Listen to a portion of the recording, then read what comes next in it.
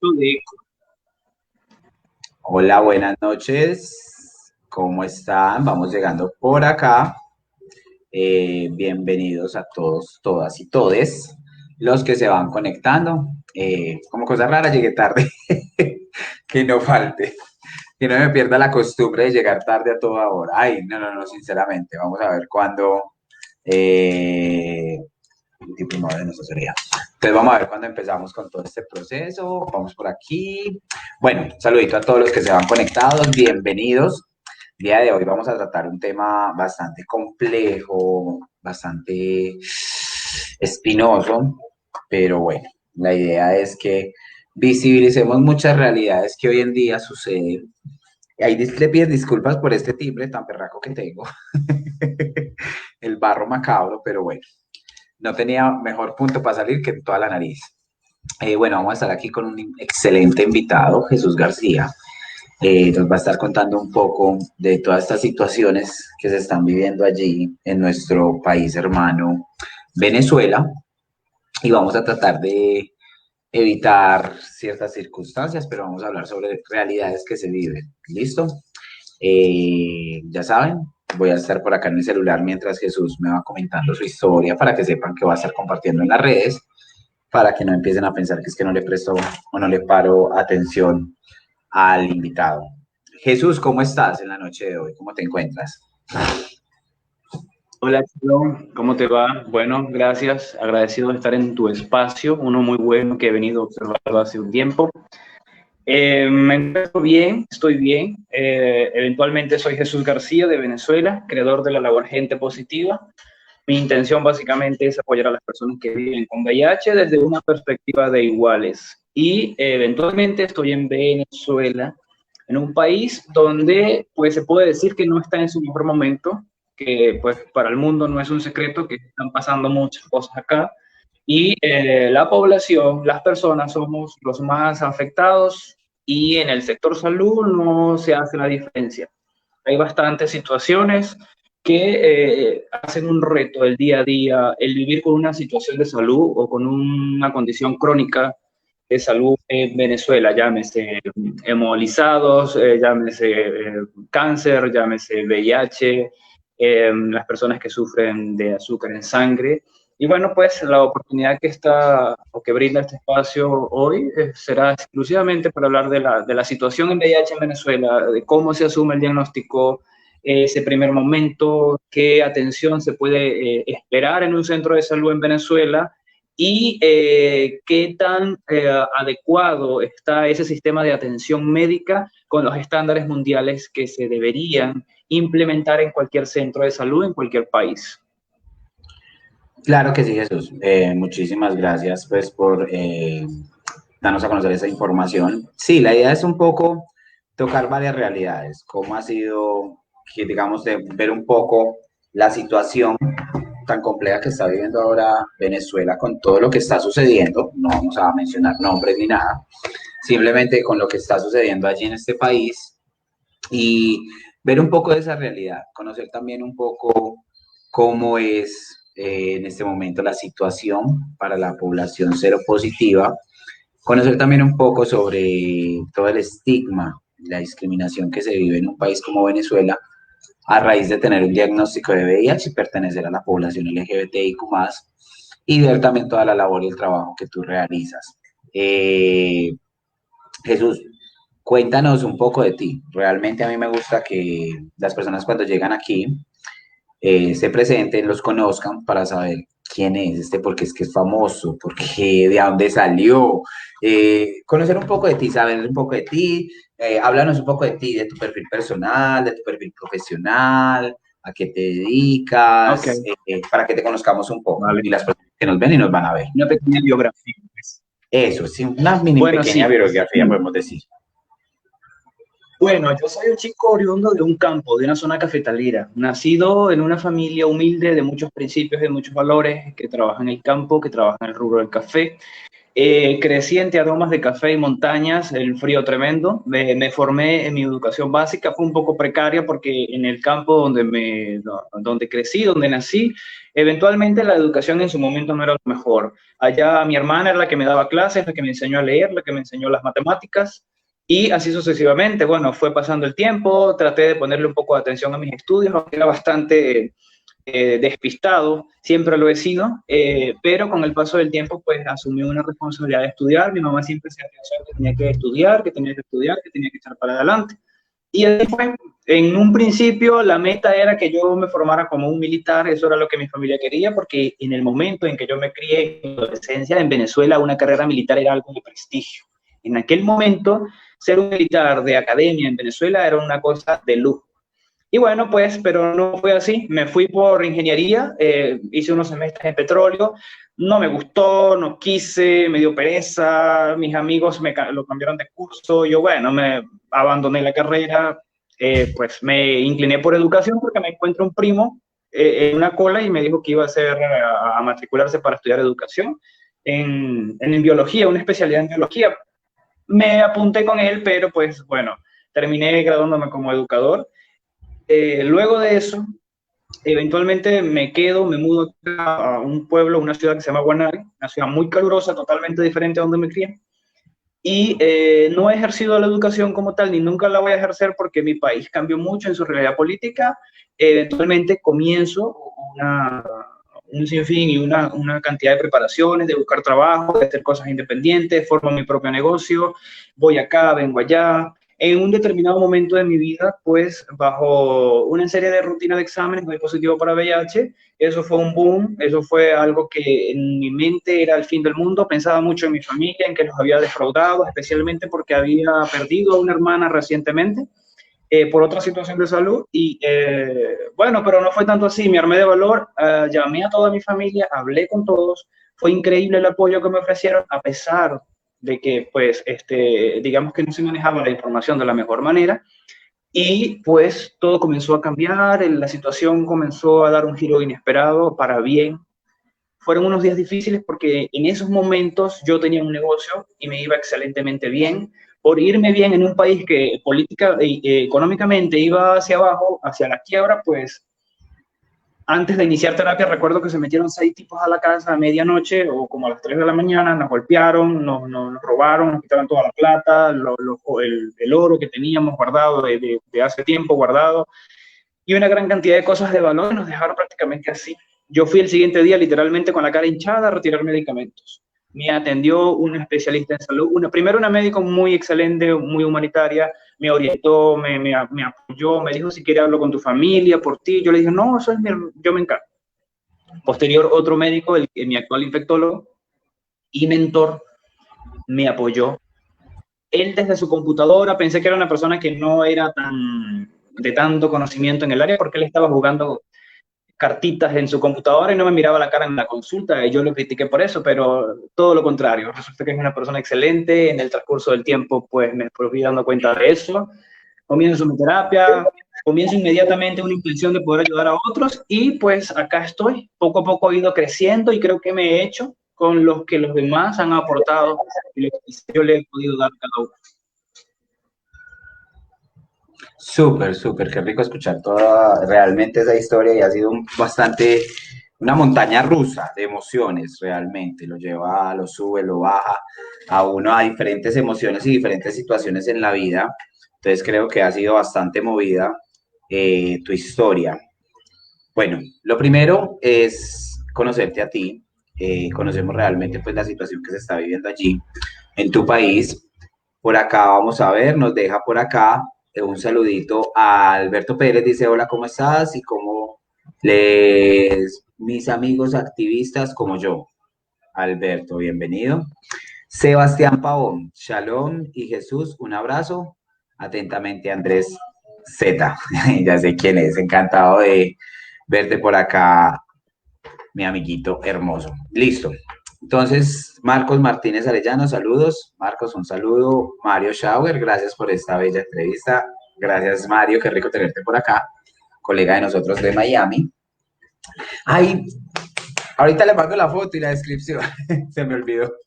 Bueno, Jesús, ahora cuéntanos, lo primero es, a mí me encanta escudriñar, me gusta desbaratar todo poco a poco, desmenuzar. Entonces me gustaría conocer de primera mano tu historia de vida. ¿Cómo fue enterarte que tenías el diagnóstico? ¿Cómo fue esa vivencia? ¿Cómo viviste ese momento? Ya más o menos nos resumiste en tu presentación, pero cuéntanos un poco cómo fue ese momento, cómo lo viviste, tu familia, tú.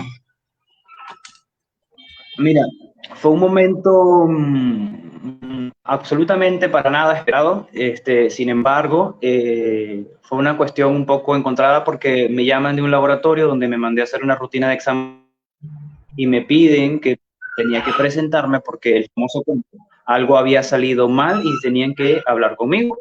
Y pues yo fui, quizás sí sospeché algo, porque eventualmente uno ya es consciente de muchas cosas, y resulta y acontece que sale una persona que yo conozco, una analista, una amiga, y ella cuando me ve se asustó más que como yo me asusté a verla a ella, muy nerviosa, comenzó a temblar, y dice, Jesús, no te preocupes. Yo le digo, sí, pero ¿qué pasa? Entonces, no, es positivo a VIH. Yo, ok, en un momento lo que hice fue, oye, ¿ahora qué toca? Para mí, VIH no existía sino la palabra SIDA. Yo digo, oye, tengo SIDA, ¿qué voy a hacer? ¿Dónde tengo que acudir? ¿Tengo que llegar a llenar alguna forma aquí donde me encuentro para hacer algún procedimiento, para hacer algo? Entonces fue un momento muy complicado. Ella me dice, oye, aquí cerca quedó un infectólogo, una doctora muy buena, es una persona que te va a ayudar. Y yo digo, esto hay que confirmarlo. A veces cuando las personas no están preparadas para ofrecer un resultado de ese tipo, lo primero que te dan es una esperanza de que eso es falso. Primer error de una persona que tiene esa responsabilidad. La idea es tamizar la situación. Ella me dice, puede esto que sea un negativo, es lo más seguro, hay que repetir la prueba, hay que hacer un western. Digo, ok, bueno, pero entonces, ¿qué debo hacer? No, vea primero a la doctora y ella te dirá. Y así fue, salí de allí, andaba así como que la vida me estaba pasando en cuadritos. Lo que más me pesaba en ese momento era, oye, ¿cómo voy yo a reunirme con mi familia y a conversar esta situación? Yo tengo menos de un año y tanto que perdí a mi hermana en ese momento. Eso fue una cuestión muy traumática porque la muerte de mi hermana fue algo pues que llevó mucho tiempo, fue algo de mucho dolor, entonces tanto físicamente para ella como para nosotros verla sufrir y deteriorarse por una situación de salud terminal que le sorprendió su vida y nos sorprendió todo. Entonces yo manejaba todos estos escenarios. ¿Cómo le voy a dar el golpe a mi mamá, a mi papá? Y uno se maneja toda esta película de que va a afectar a las demás personas por irresponsabilidad. Sin embargo, yo nunca estuve posicionándome, ay, por no cuidarme, por no hacer esto. Yo siempre dije, bueno, uno es totalmente consciente de lo que hace y uno sabe que se expone a ciertas situaciones. Sin embargo, no dejó de pasar por mi mente en algún momento, oye, si yo no fuese hecho esto o no fuese hecho aquello. Entonces, pues, en fin, voy a mi centro de salud, la doctora me atiende de un amor, ella estaba que se iba, pero se tomó el tiempo para sentarse, para conversar conmigo, me puso la mano en el hombro, que todo estaba bien. Y yo, bueno, dije, chévere. Ese día no pude hablar con mi mamá porque había mucha gente en mi casa. El siguiente día sí, conversé con ella, hablé, mira, mamá, salió algo mal en el examen. Primero confirmé. Después de confirmar la situación, hablé con ella como el tercer día. Y nada, conversé con ella, llegó mi hermano, conversé con mi hermano y ahí comenzó. Mi hermano me dijo algo que nunca se me va a olvidar. Con la muerte hay que sacarla a bailar, me dijo. Y con eso no hay que tenerle miedo. Y yo, bueno, de ahí me agarro y ahí comenzamos. Tenía mucho miedo, estaba muy asustado. Yo no sabía absolutamente nada de esto. Tú vas al internet, como hace todo neófito en VIH, y lo primero que sale es el carajito ese africano, todo muerto, lleno de moscas. Y uno, imagínate cómo le queda la mente a uno. Uno comienza a pensar, eso me va a pasar. Comienza uno a proyectar en negativo, pues. Y así fue, cada vez que intenté investigar en la red, aparecía ese tipo de imagen. Yo podía leer 300 palabras positivas, pero si había una negativa, esa era la que me llevaba. Hasta Hola, se nos fue. Chicos, les pido disculpas, excusas. Como entienden, en Venezuela es un poco complejo todo el tema de luz y de internet. ¿Listo? Entonces, posiblemente esta situación se nos presente constantemente.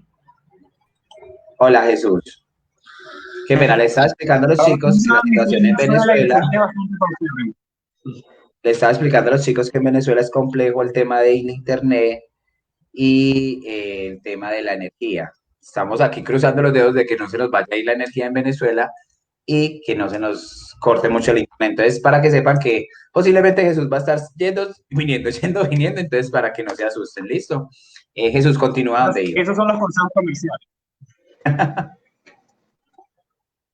Bueno, y les decía que fue generalmente algo difícil. El primer mes, quizás los 2 primeros meses fueron muy difíciles, porque yo tengo desde pequeño parásito de cochino, el famoso parásito de cochino, el Gondi. Ese bendito parásito se activa y comienza a causar muchos dolores de cabeza.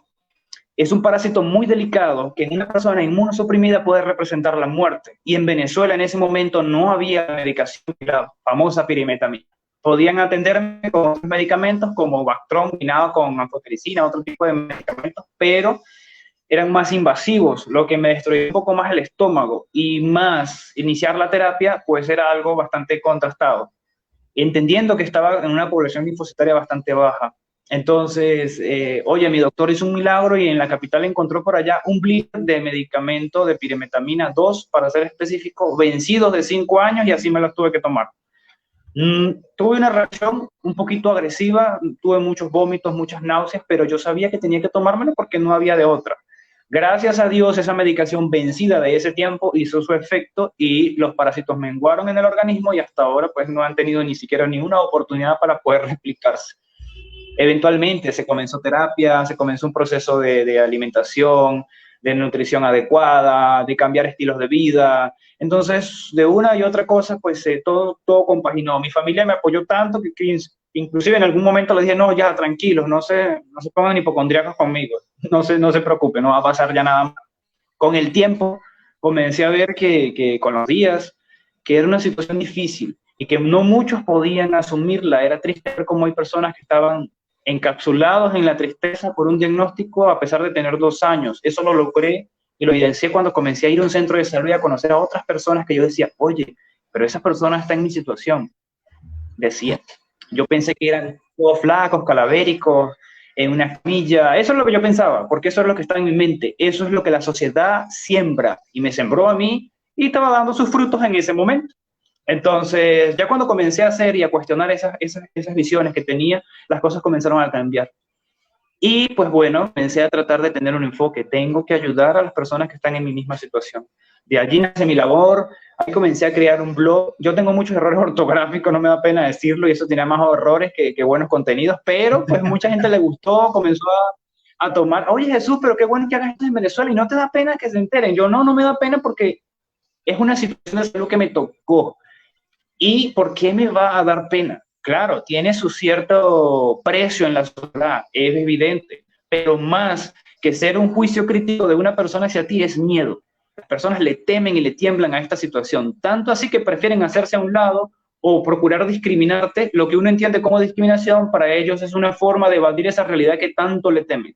Entonces, pues entendiendo esa parte, pues uno se solidariza y dice, ok, no importa.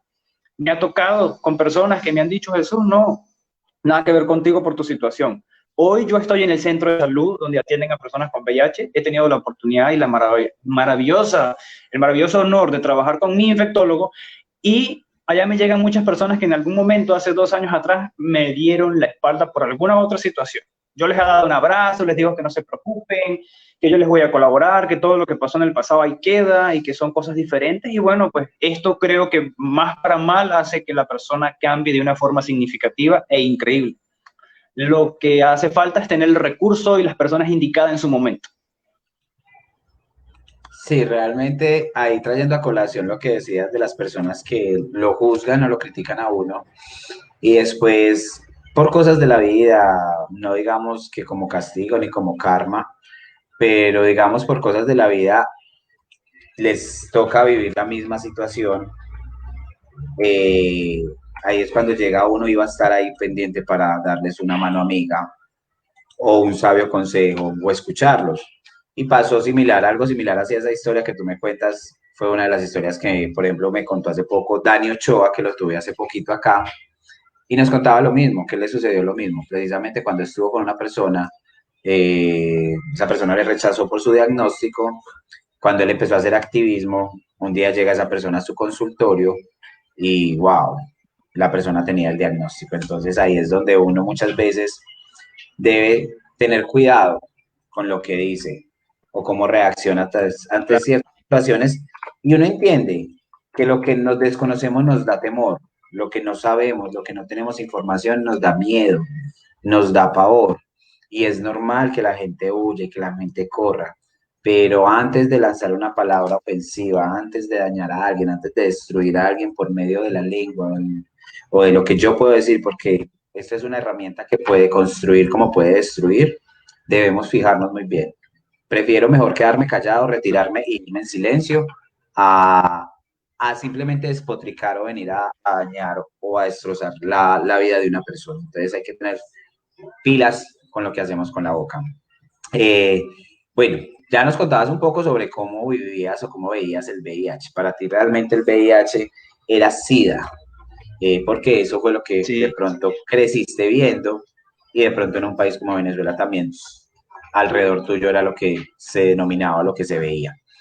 Pero ¿cómo era tu imaginario antes de todo esto?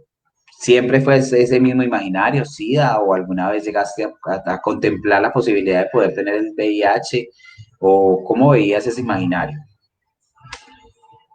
Bueno, prácticamente, como te dije, para mí el entendimiento era SIDA.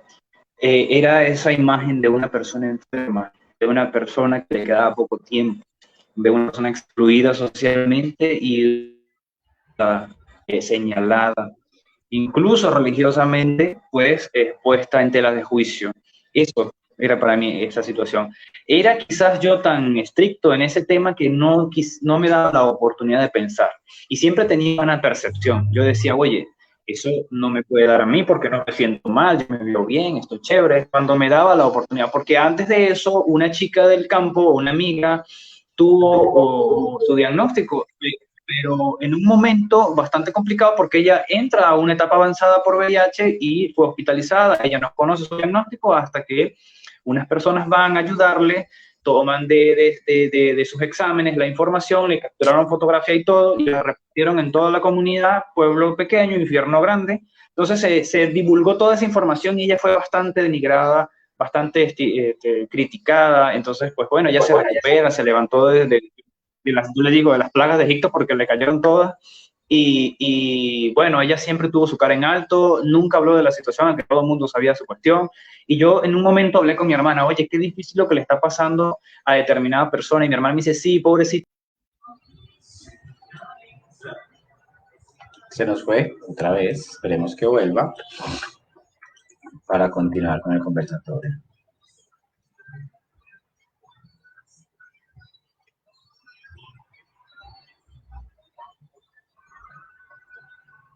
Listo.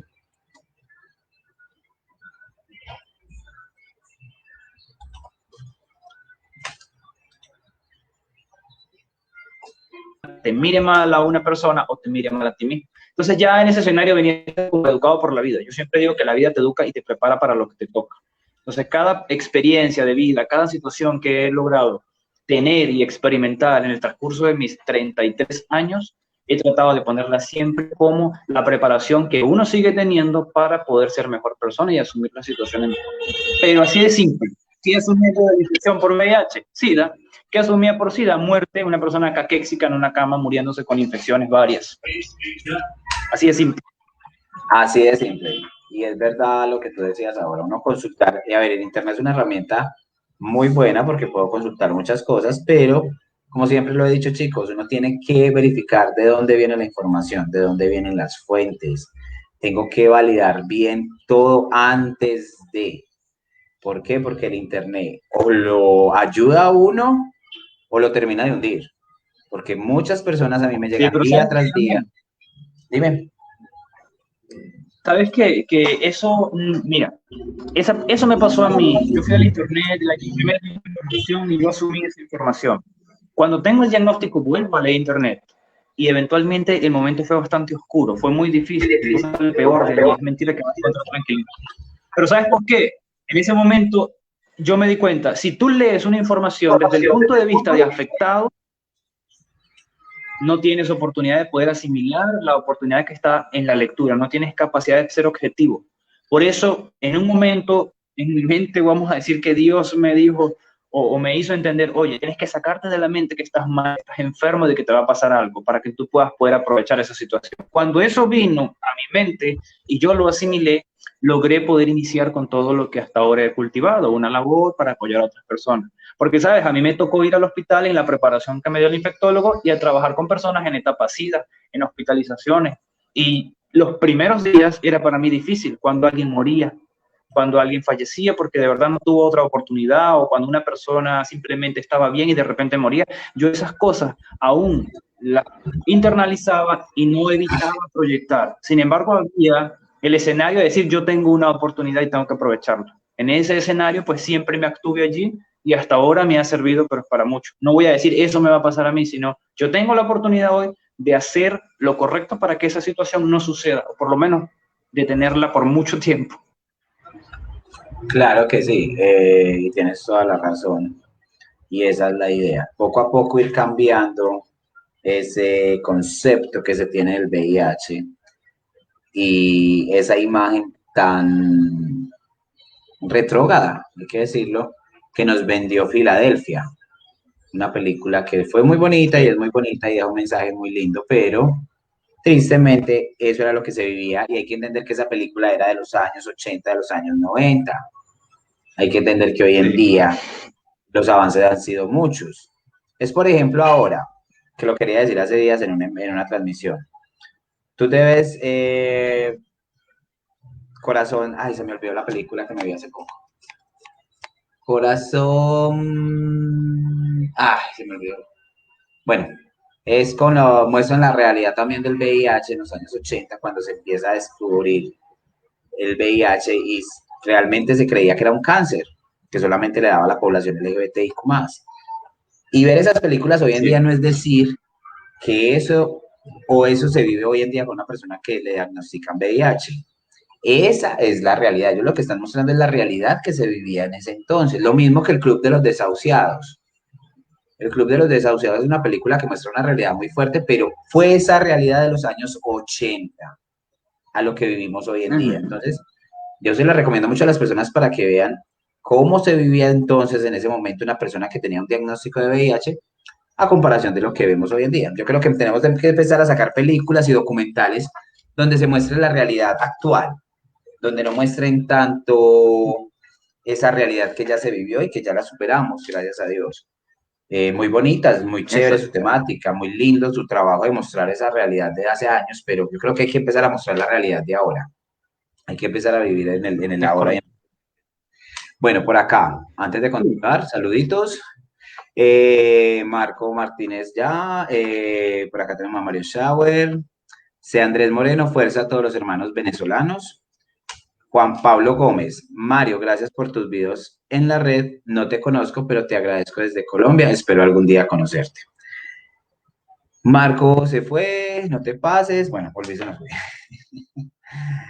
Mario Schauer dice que es parte de las redes, totalmente. Esto es parte de las redes. Esto es lo que sucede cuando uno trabaja o hace esta labor a través de la virtualidad. Marco Martínez Arellano dice, es muy malo buscar en internet. Correctamente, tienes toda la razón, Mario. Marcos, hay que saber buscar la información y saberla interpretar. Y Ricardo CMV por aquí saluda. Hola, ¿cómo estás, Ricardo? Vamos a ver si nos vuelve otra vez por acá. Jesús.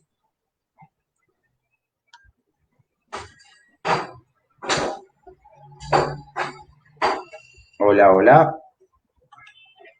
Ok, ahora sí. Ya, ahora sí, listo, Jesús. Bueno, entonces ya está por aquí dando los saluditos que nos dejaron pues por acá. Ahora cuéntanos un poco cómo fue o en qué momento tú dices, mierda, ya tengo, estoy viviendo con VIH, me toca aprender a vivir con él porque es realmente aprender a aceptarlo, amarlo, hacerlo parte de ti. Y tú dices, listo, llegó la hora de yo empezar a hacer un cambio positivo y empezar a ayudar. ¿Qué momento llega y dices, voy a hacer algo por la sociedad? ¿Cómo fue ese momento inspirador o ese chispazo? Sí. Bueno, básicamente ese momento lo detonó el miedo. Es decir, a los 2 meses yo acepté mi situación. Ya con 6 semanas de diagnóstico, yo dije, no puedo permitirme a mí mostrar una cara de triste, de asustado. Yo no podía darme la oportunidad de sentirme así porque mi mamá, vuelvo al punto, recientemente había perdido a su hija. Yo no podía poner una cara mal, de debilidad, de tristeza delante de ella, porque era mucho peor, era alimentar un miedo que ella pensaba, porque mi mamá pensaba que iba a morir. Entonces yo dije, tengo que cambiar la tónica, tengo que cambiar este escenario. Y en Venezuela, en este momento, está viniendo el problema de que los medicamentos están agotándose, agotándose, agotándose, y paulatinamente eran como que más concurrente el escuchar los rumores, oye, se acabó el medicamento en tal sitio, en tal zona. Y bueno, pues yo digo, wow, yo tengo que hacer algo, yo no me puedo quedar de brazos cruzados esperando que el medicamento se acabe y ya, ¿qué más voy a hacer? Cuando los dos médicos que me habían tratado decían, el medicamento es tu vida, tienes que casarte con él. Comencé yo, dije, bueno, voy a tratar de dar algo para recibir. Me tocó dar la cara y colocarme en algunas organizaciones en Venezuela que hasta ese momento eran muy pocas y preguntar, oye, mira, yo soy una persona así, que necesito esta situación, ¿será que puedo colaborarle en algo? ¿Ustedes me pueden beneficiar en algo también? Y comencé como que a ofrecer digamos que mi ayuda, cuando lo que quería era lo que quería era ayudar, o sea, lo que quería era que me ayudaran, pero yo decía, bueno, es como injusto pedir y no dar algo a cambio. Entonces comencé a tocar. Entonces vi que había mucha gente que se adjuntaba a mi comentario y comencé a crear un blog, un pequeño blog que ya quedó en el olvido, nomás nunca lo volví a citar, donde comencé a redactar algunas historias y comencé a pensar cuál era el mejor calificativo para identificar una intención de poder darle a la oportunidad a una persona que, como yo, tuviese un diagnóstico, pero que no le fuese tan mal. Porque realmente la situación es difícil. Y aquella persona que es rechazada, que no tiene familia, aquella persona que es homosexual y pues lo miran mal por ser homosexual y ahora le ponemos el puntito del VIH, entonces era bastante complicado y comencé a escribir y comencé a publicar en esas fundaciones y a ellos les gustó mucho lo que hacía y comenzaron a tomarme en cuenta. Ahí, sin darme cuenta, comencé a hablar con personas de mi misma situación. Prácticamente eran dos personas asustadas que estaban hablando. Yo escuchaba y me aterraba con lo que me decían porque me llegaban personas con un sarcoma de Kaposi y yo cuando investigaba quedaba atolondrado de todo lo que me decían. Sin embargo, pues yo estaba determinado porque ya había pasado por mí ese momento de decir, bueno, no puedo pensar como un afectado, como un paciente, tengo que pensar como una persona que va a salir adelante con todas las herramientas, porque me creí el cuento que vivir con VIH ahora significa vida y no muerte. Y hasta ahora me ha funcionado y creo que me va a funcionar por los siglos de los siglos. Amén. Entonces, eh, esa situación comenzó no nació de un momento a otro, pero sí comenzó como que una cosa me empezó a llevar a la otra. Luego dije, oye, necesito conocer de esto, porque voy a hablar con personas que andan más truecos de la mente que yo. Entonces comencé a tratar de investigar en la internet, de comenzar a leer informaciones, páginas, y por allá mi médico pues comenzó a ver el interés que yo tenía, me comenzó a invitar para algunas actividades de niños, poco a poco me fue evaluando y me fue insertando en su grupo personal de consejeros. Y bueno, pues me dio la oportunidad de aprenderle de él y hoy por hoy soy uno de los pocos que queda con él a su mano, el que le llama en la mano derecha, cosa que le agradezco mucho porque él me ha proporcionado una información de mucho valor en la atención a personas con VIH, en la formación como consejero, a mí como persona, como usuario, como persona que vive con VIH, porque nunca hay que olvidar que vivimos en situación de salud. Y eso en beneficio de nuestro propio entendimiento, de poder saber cómo tenemos que llevar el estilo de vida. Entonces, pues, la labor, yo creo que la labor todavía está allí, caminando, el proceso sigue. Nació hace ya 3, 4 años atrás, sí, eventualmente. Nació de una persona asustada con la intención de ayudar. Poco a poco fui controlando los miedos, los temores. Hoy me siento como muy normal, para no decir que una persona con VIH es anormal, no, pero esa sensación de que, oye, nada pasa, todo está bien, todo se controla, a pesar de que se vive en Venezuela, que más adelante te podría comentar algunas cosas de las realidades que una persona que vive con VIH afronta en Venezuela. Claro que sí, es real lo que tú dices. Tengo un caso muy similar, Miguel Rodríguez, que quiero que algún día poderlo traer acá. Espero. Ahora está un poco complejo porque está bastante ocupado con todo su trabajo. Entonces ha estado un poco complejo programar con él, pero la idea es traerlo acá, contar su historia. Y similar, negativo. Él estuvo realmente a punto de quitarse la vida 2 veces. Atentó contra su vida, pero era eso, seguir atentando contra su vida, seguir luchando contra un enemigo que no existe, era simplemente tomar la actitud que tú tomaste, la actitud que tomó él y decir, ven, yo no me puedo dejar llevar por esto y tengo que cambiar y hace ese cambio. Entonces él empieza nuevamente y empieza a hacer activismo y hoy en día está empezando con los pinitos de ser activista en pro del VIH aquí en Colombia, en Sabaneta, en Medellín. Entonces, mira qué tan bueno, lo igual que pasó contigo. En vez de convertir el temor en algo que me hace daño, prefiero convertirlo en algo positivo.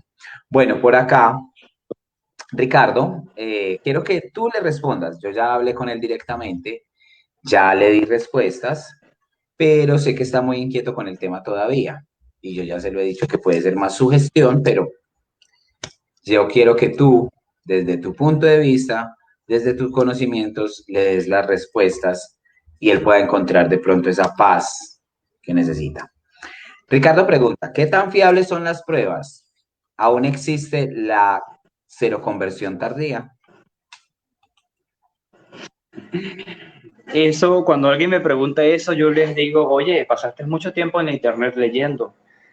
Generalmente una persona cuando está ante un diagnóstico para VIH o cree tener un diagnóstico para VIH, pues se da la tarea hoy en día de investigar. Eso está muy bien.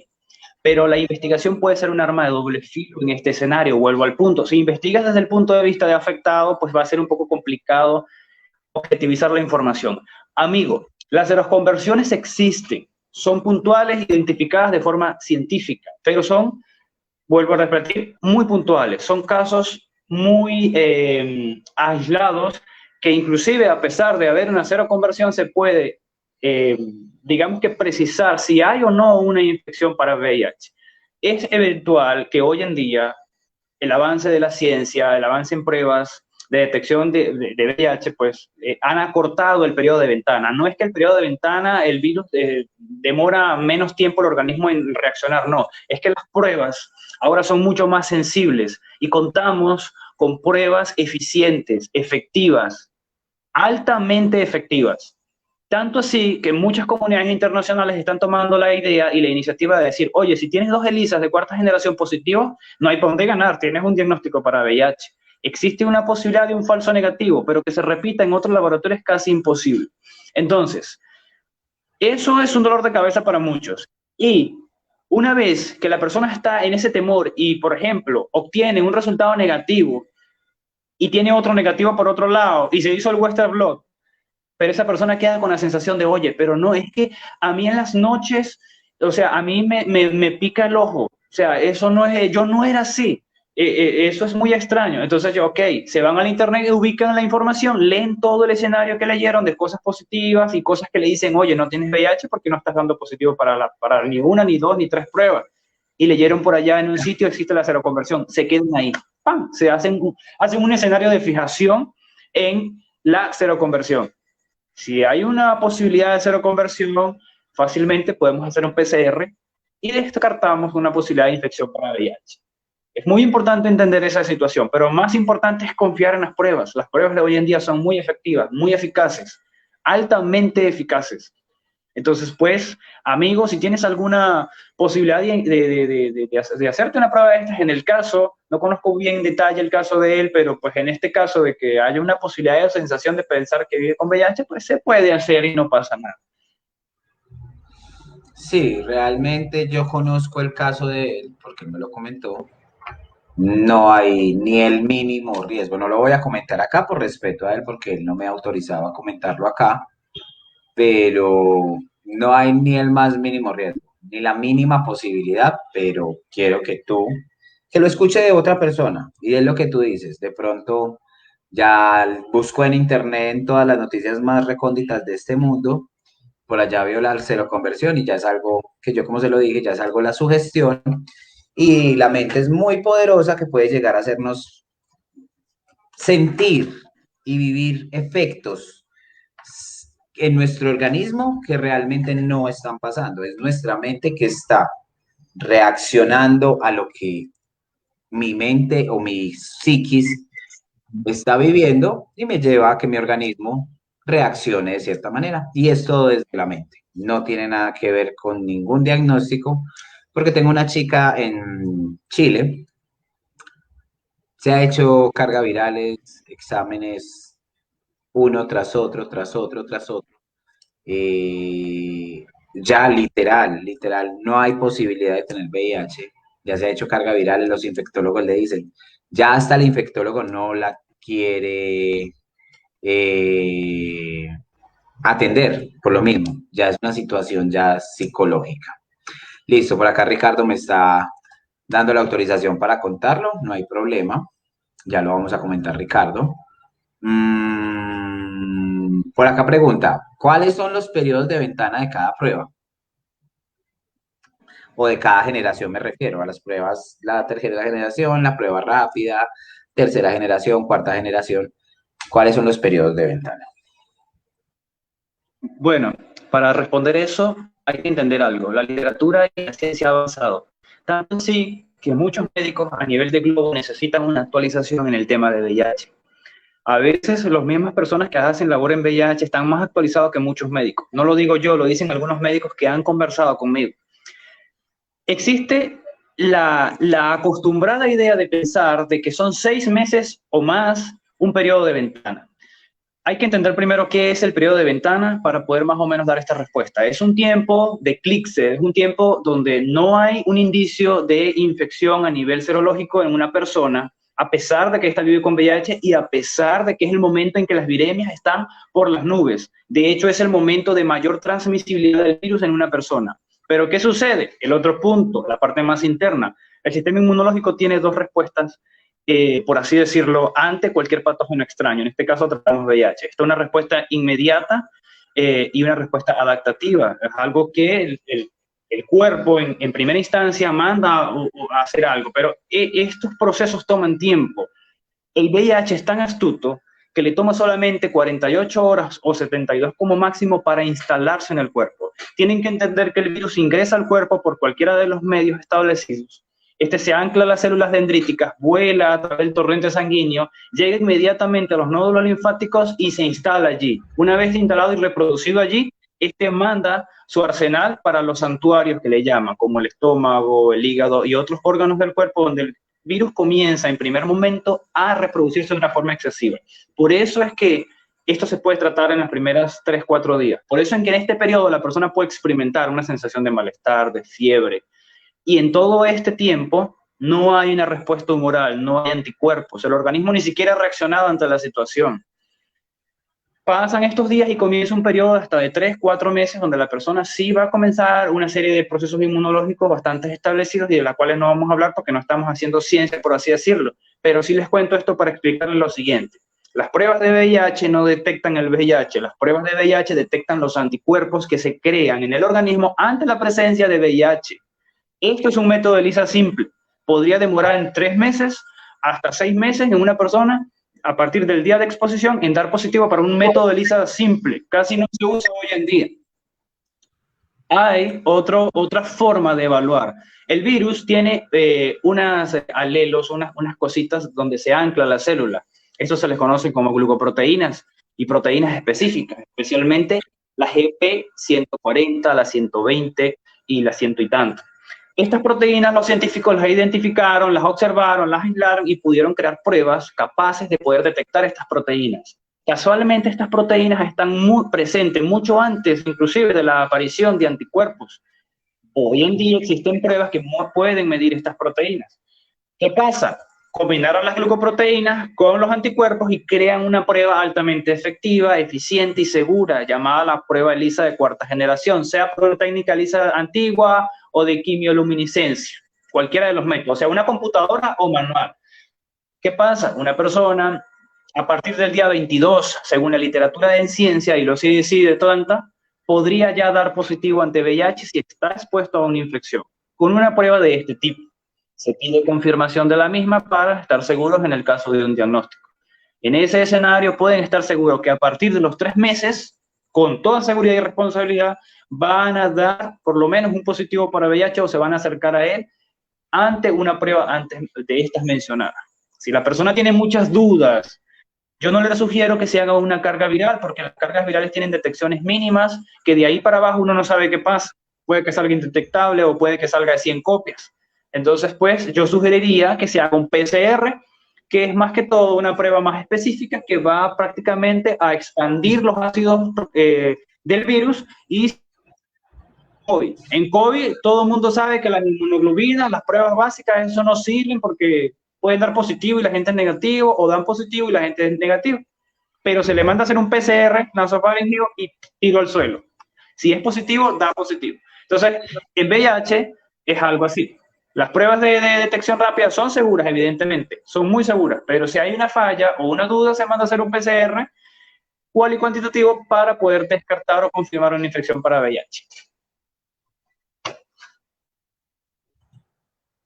Claro que sí, muchísimas gracias por el aporte. Por acá nos saluda Arbeláez Juanes y por acá te voy a comentar el caso de Ricardo, el que nos está comentando ahí, para que tú también le aclares ahí lo que yo ya se lo aclaré, pero él igual sé que va a seguir con su inquietud.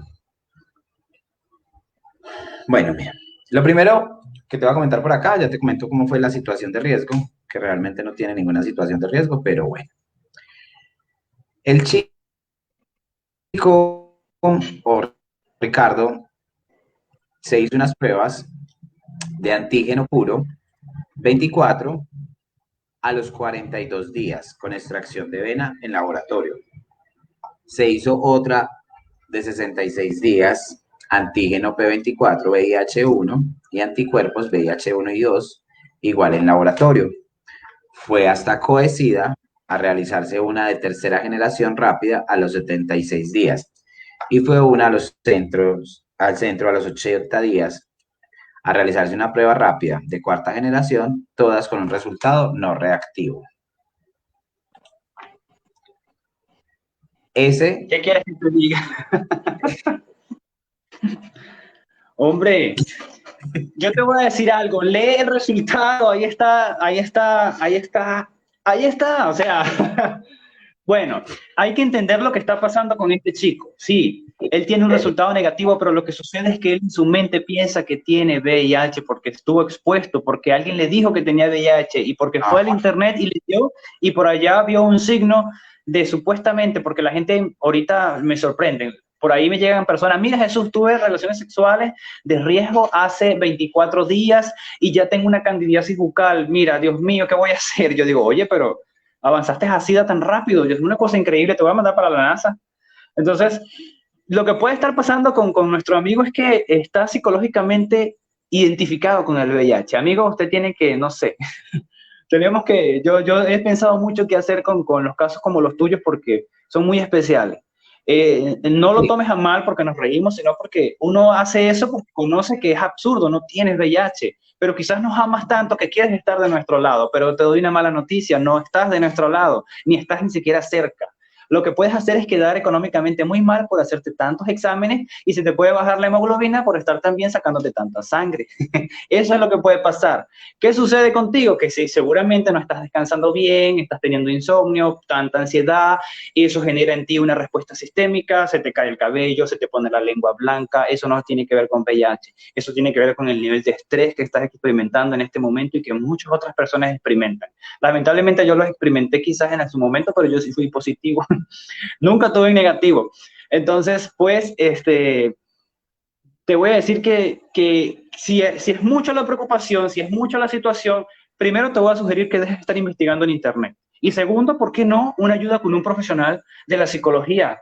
Mira, a los psicólogos los critican mucho porque las personas que piensan que tienen un diagnóstico para VIH o tienen VIH piensan que en la primera consulta le van a resolver sus problemas y no es así.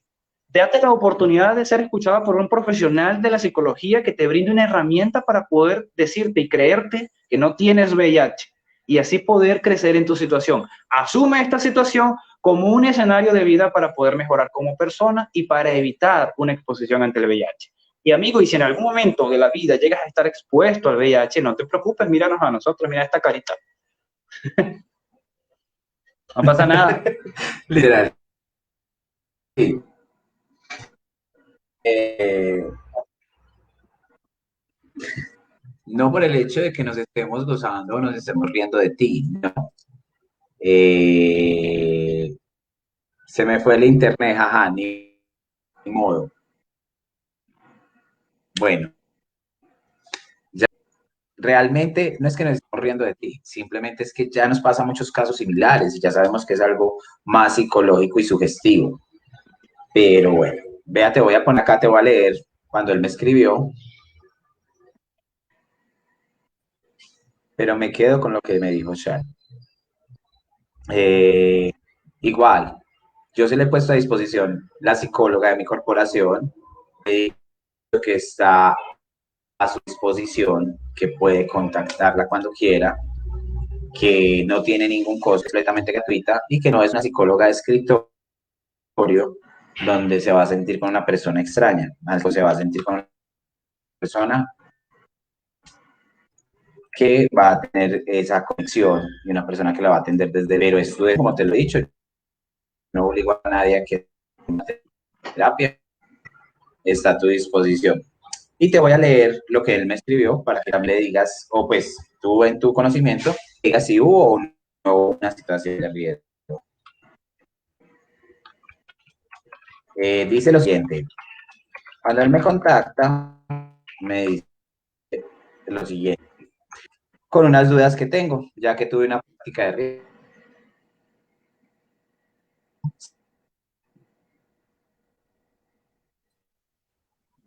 es otra diferente. Entonces, por obvias razones, lo primero que necesito aclarar o esclarecer cuál fue la situación de riesgo. Le digo, cuéntame cuál fue tu situación de riesgo. Lo que pasa es que conocí a un señor de aproximadamente 45 años de edad. En una ocasión me empezó a tocar y me bajé el talón. Me alcanzó a chupar la punta del nepe por 2 segundos, pero me quité y me masturbé en su cara. En lo que me masturbaba en su cara, me chupó los testículos y me metió el dedo en mi recto. Pero mi miedo es que si haya tenido algo de sangre en su...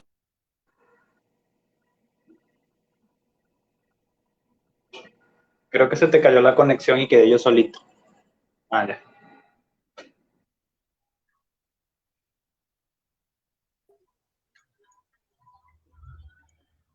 ¿Alcanzaste a escuchar la situación de riesgo? Sí, claro, sí.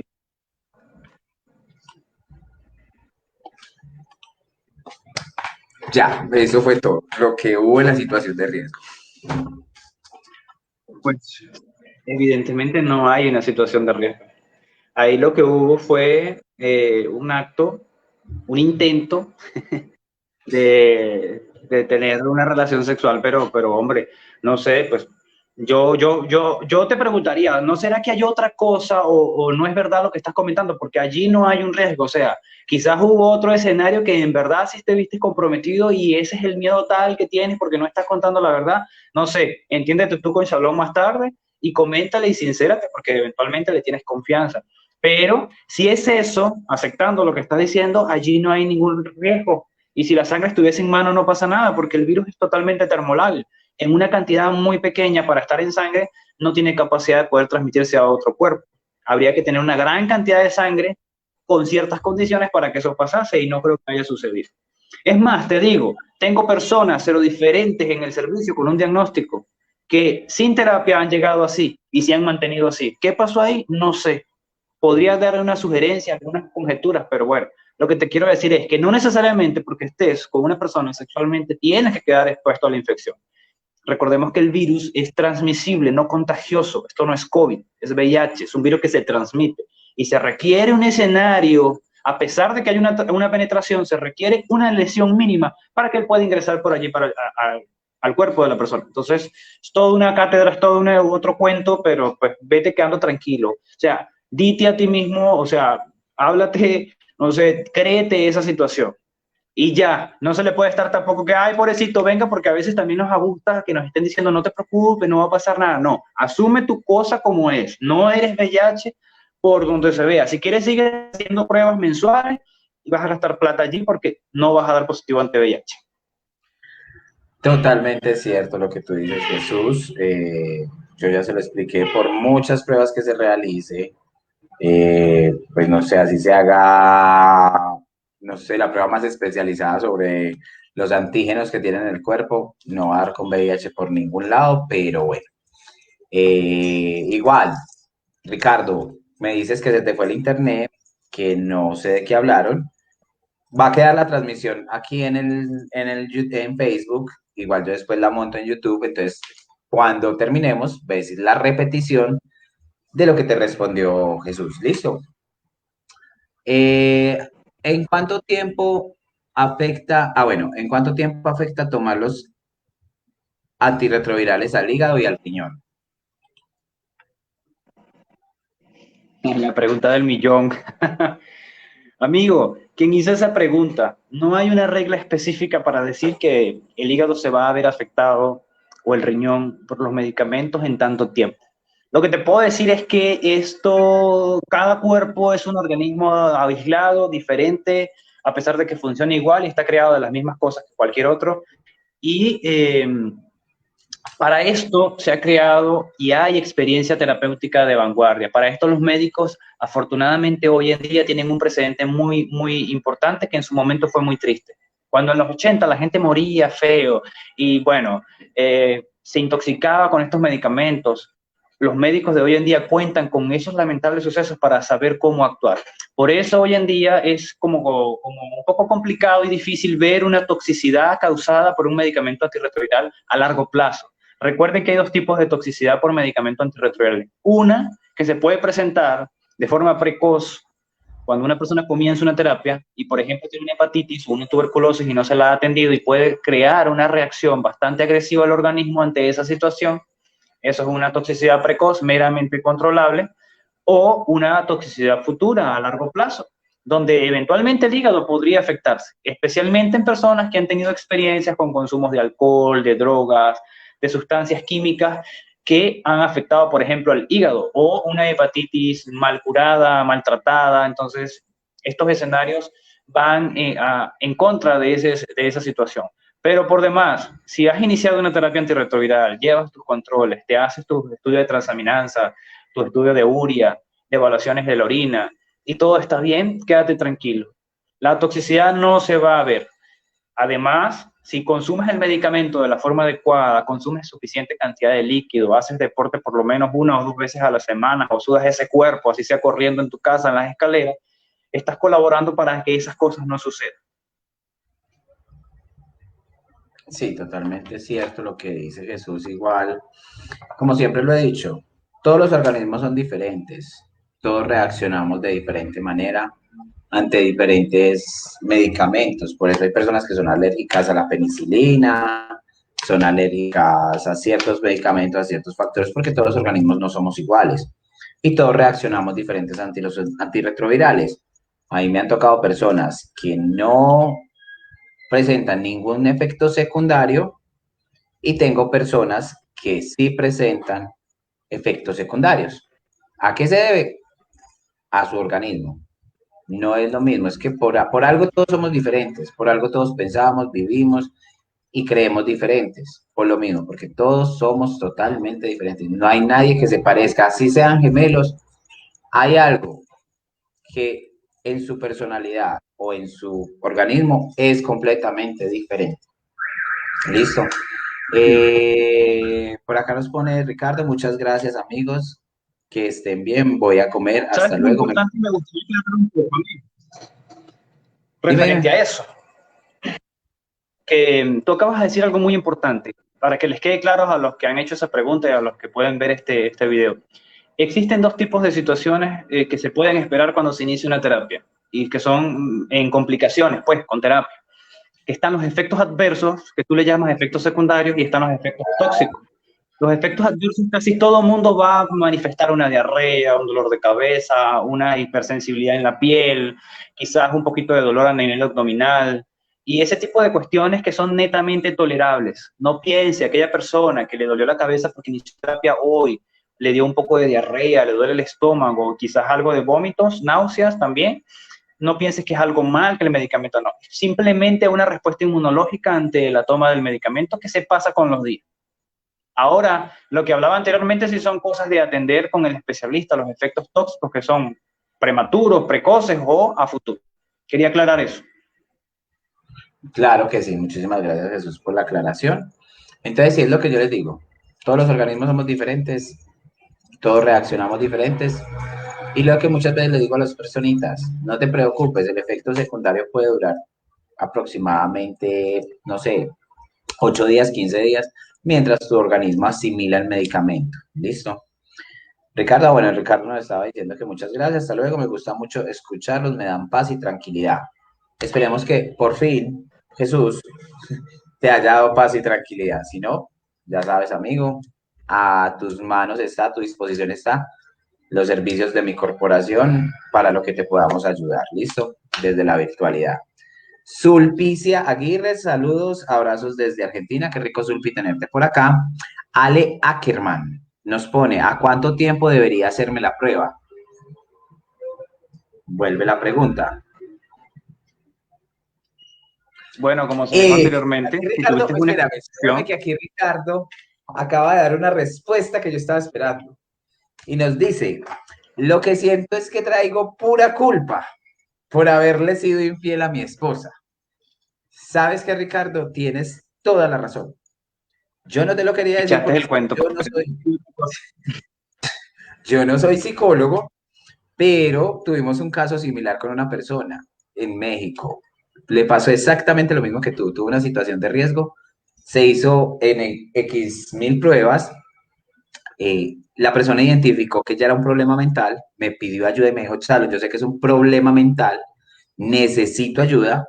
Entró a terapia y en la terapia se evidenció eso, que la persona lo que estaba buscando era que la prueba saliera positiva para sentirse menos culpable por haberle sido infiel a su pareja. Entonces, ahí tienes tu respuesta. Tú mismo te la respondiste sin necesidad de una terapia. Igual si la necesitas, aquí estamos. Y vamos por acá con Ale Ackerman. ¿A cuánto tiempo debería hacerme la prueba? Bueno, eso ya se respondió, pero te vuelvo a repetir, si te expusiste ante el VIH en los últimos días, espera 3 meses y te haces una de cuarta generación. Si da negativo, para tu tranquilidad, esperas 3 meses más y te haces otra. Si da negativo, listo. ¿Qué más vamos a hacer? No vamos a hacer más nada. Eres negativo. Totalmente cierto. No hay nada que hacer. Ya después de 3 meses y salió negativo, no insista, no toque más puertas, no gaste más plata, no pida más citas en el seguro, que ya lo que fue, fue. Bueno, por acá nos pregunta Arbeláez Panes, ¿cuáles son los órganos santuario?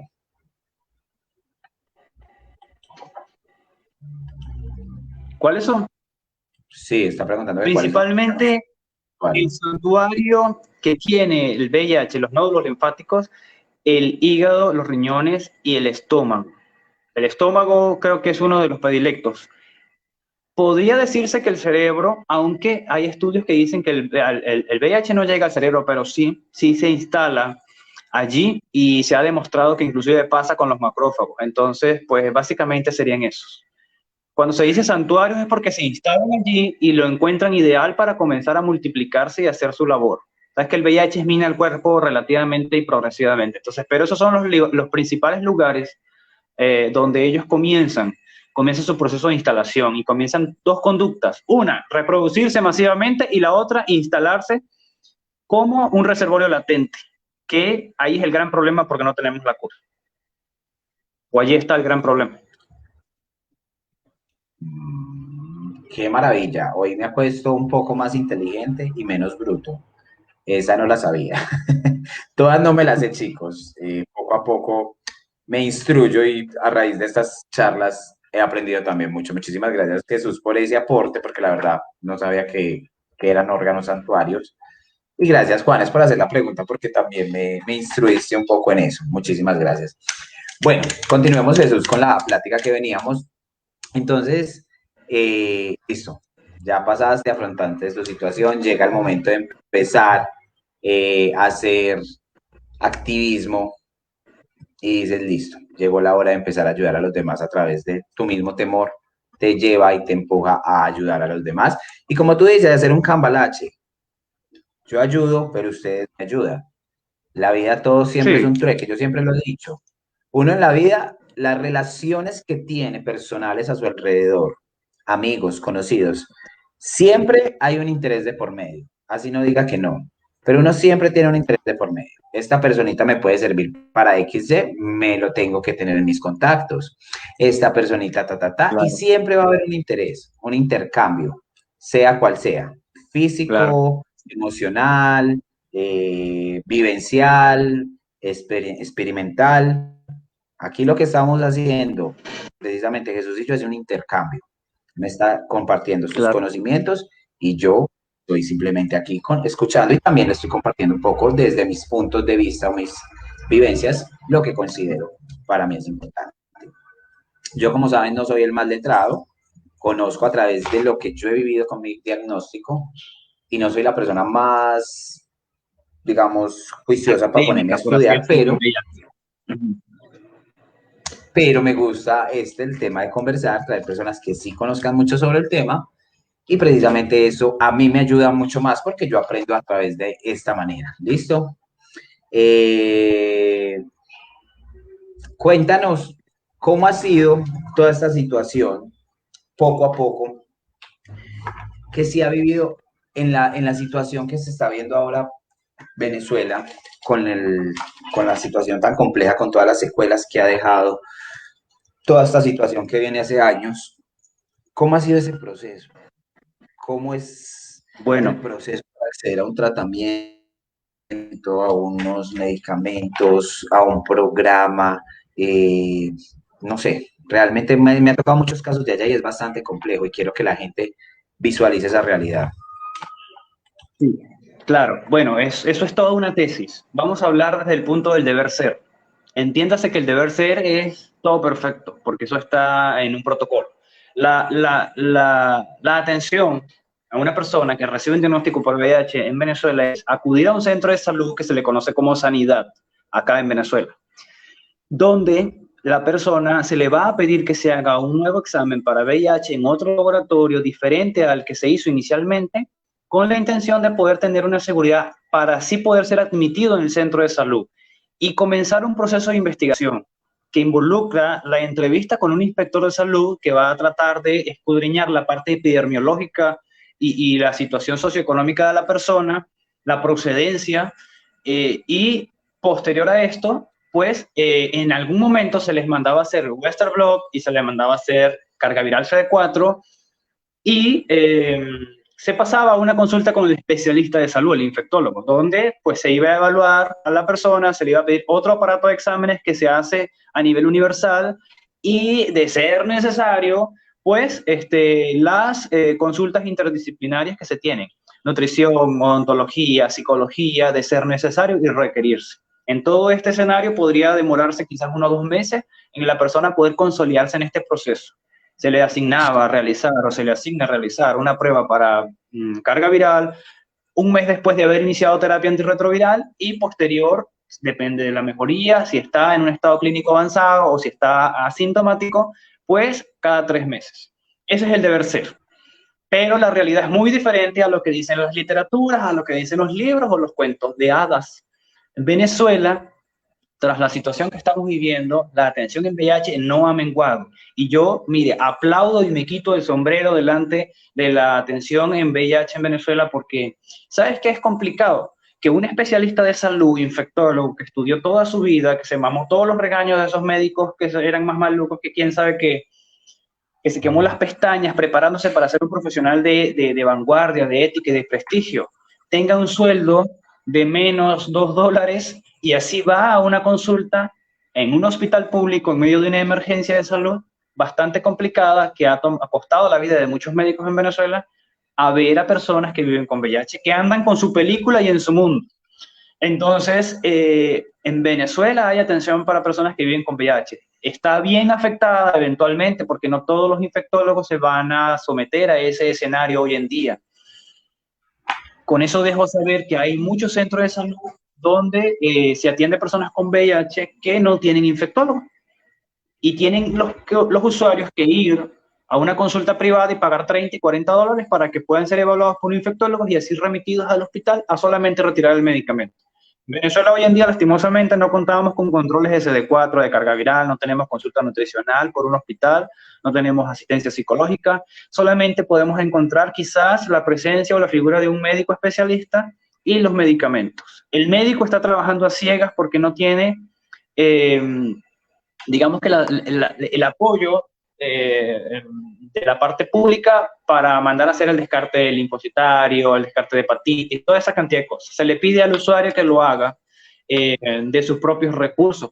La mayoría de las personas a veces no tienen porque salen muy costosos. Entonces la realidad golpea muy fuerte al venezolano en ese aspecto.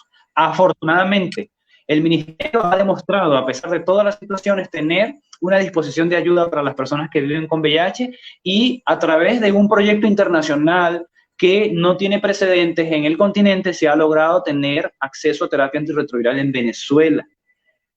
Y pues en ese escenario se puede decir que un grupo muy pequeño en Venezuela recibe terapia antirretroviral hoy de la estadística. Hace unos 3, 4 meses, creo yo, no sé, estuve como en una especie, yo le dije a un amigo de Colombia, el mismo universo del VIH.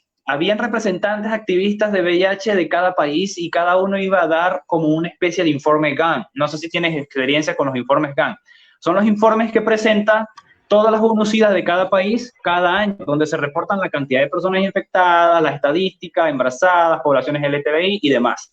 Y Venezuela se llevó la corona. Nuevamente nos traímos otra corona porque por allá Perú, no, nosotros estamos muy mal, tenemos 70% de cobertura en VIH, y cuando me tocó a mí, bueno, nosotros tenemos 40, les gané a toditos, todo el mundo en serio, sí, 40, mentiras, váyase al portal de UNOCIDA y mátese sus ojos por usted solito. Entonces, para que veas, pues una cosa... Venezuela crea reinas. Yo me traje la corona, entonces en el medio de la conferencia y la cosa, apagué mi cámara y me puse la careta así al contrario y agarré un ramo de flores que tenía por ahí, le mandé una foto a mi amigo haciendo así, mi amigo muerto de risa en medio de la conferencia. Me había traído la corona. Sí, pero bueno, pues si te quieres, te hablo en estadísticas según el portal de UNOCIDA en Venezuela, pero para 2019, que son las últimas estadísticas que se tienen en Venezuela en atención en VIH. Más o menos así se hacen una idea de cómo está la situación. El que tiene más o menos un poquito de raciocinio analiza la situación y el escenario y se puede sacar su propia conjetura. ¿Puedo? Listo. No, y realmente he escuchado que muchos países, muchas personas, por eso les ha tocado migrar a otros países. En este caso, muchos les ha tocado migrar aquí a Colombia, a Cúcuta, a la Fundación AHF, para poder al menos acceder al tratamiento o a las cargas virales o a los antirretrovirales.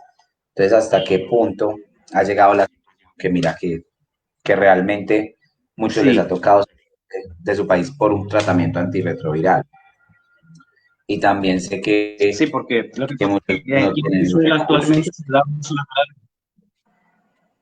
se dispensa una sola terapia. Eso se hace a través de un plan llamado Plan Maestro, que cualquiera lo puede consultar en la web. Es un plan en el que yo les digo que no tiene mucho precedente en América porque se está aplicando en Venezuela. Es un trabajo bastante grande, inmenso, que se está haciendo, donde la comunidad civil organizada está participando con trabajo y incidencia en VIH, está trabajando el Ministerio de Salud, trabaja OPS, OMS y UNOCIDA. Entonces, todos están en hoja ahí de que el plan se cumpla y que la situación se dé. El Fondo Global para la Lucha y la Respuesta a Tuberculosis, Malaria y VIH aportó una cantidad de millones de dólares para que Venezuela tuviese medicamentos, porque en el 2017, cuando yo apenas estaba estrenándome, como a los 4 o 5 meses de haber recibido terapia, cuando los doctores me decían, no puedes dejar la terapia porque si la dejas te mueres, que esto y que aquello, El doctor un día llega a la oficina y me dice, Jesús, se acabó el medicamento, no llegó más. Y yo me reí con él y le seguí la corriente, pero por dentro estaba con como los animes, todo deprimido en un rinconcito con las cositas así oscuras y me sentía muy mal. Sabía que el medicamento se iba a agotar y de hecho el medicamento se agotó en Venezuela. No hubo medicamento para dispensar. Personas que llegaban en un estado avanzado de la infección en aquellos días no tenían otra oportunidad. Estábamos como en los años 80. Yo vi a personas fallecer por falta de medicamento antirretroviral. Y por allí en todo ese rollo nosotros fuimos a Caracas, quemamos caucho, nos vestimos de la muerte, corrimos al viceministro de Salud por allá en una plaza. Y bueno, eso fueron tantas cosas que hicimos y logramos entregar un informe detallado de la situación en VIH con evidencia tangible a la comisionada de salud, representante de la OPS, la señora Clarice Etienne, y después de eso, inmediatamente llegó el llamado Plan Maestro de Venezuela, donde se aprobó esa cantidad de medicamentos que hasta ahora nos han surtido y nos han mantenido allí.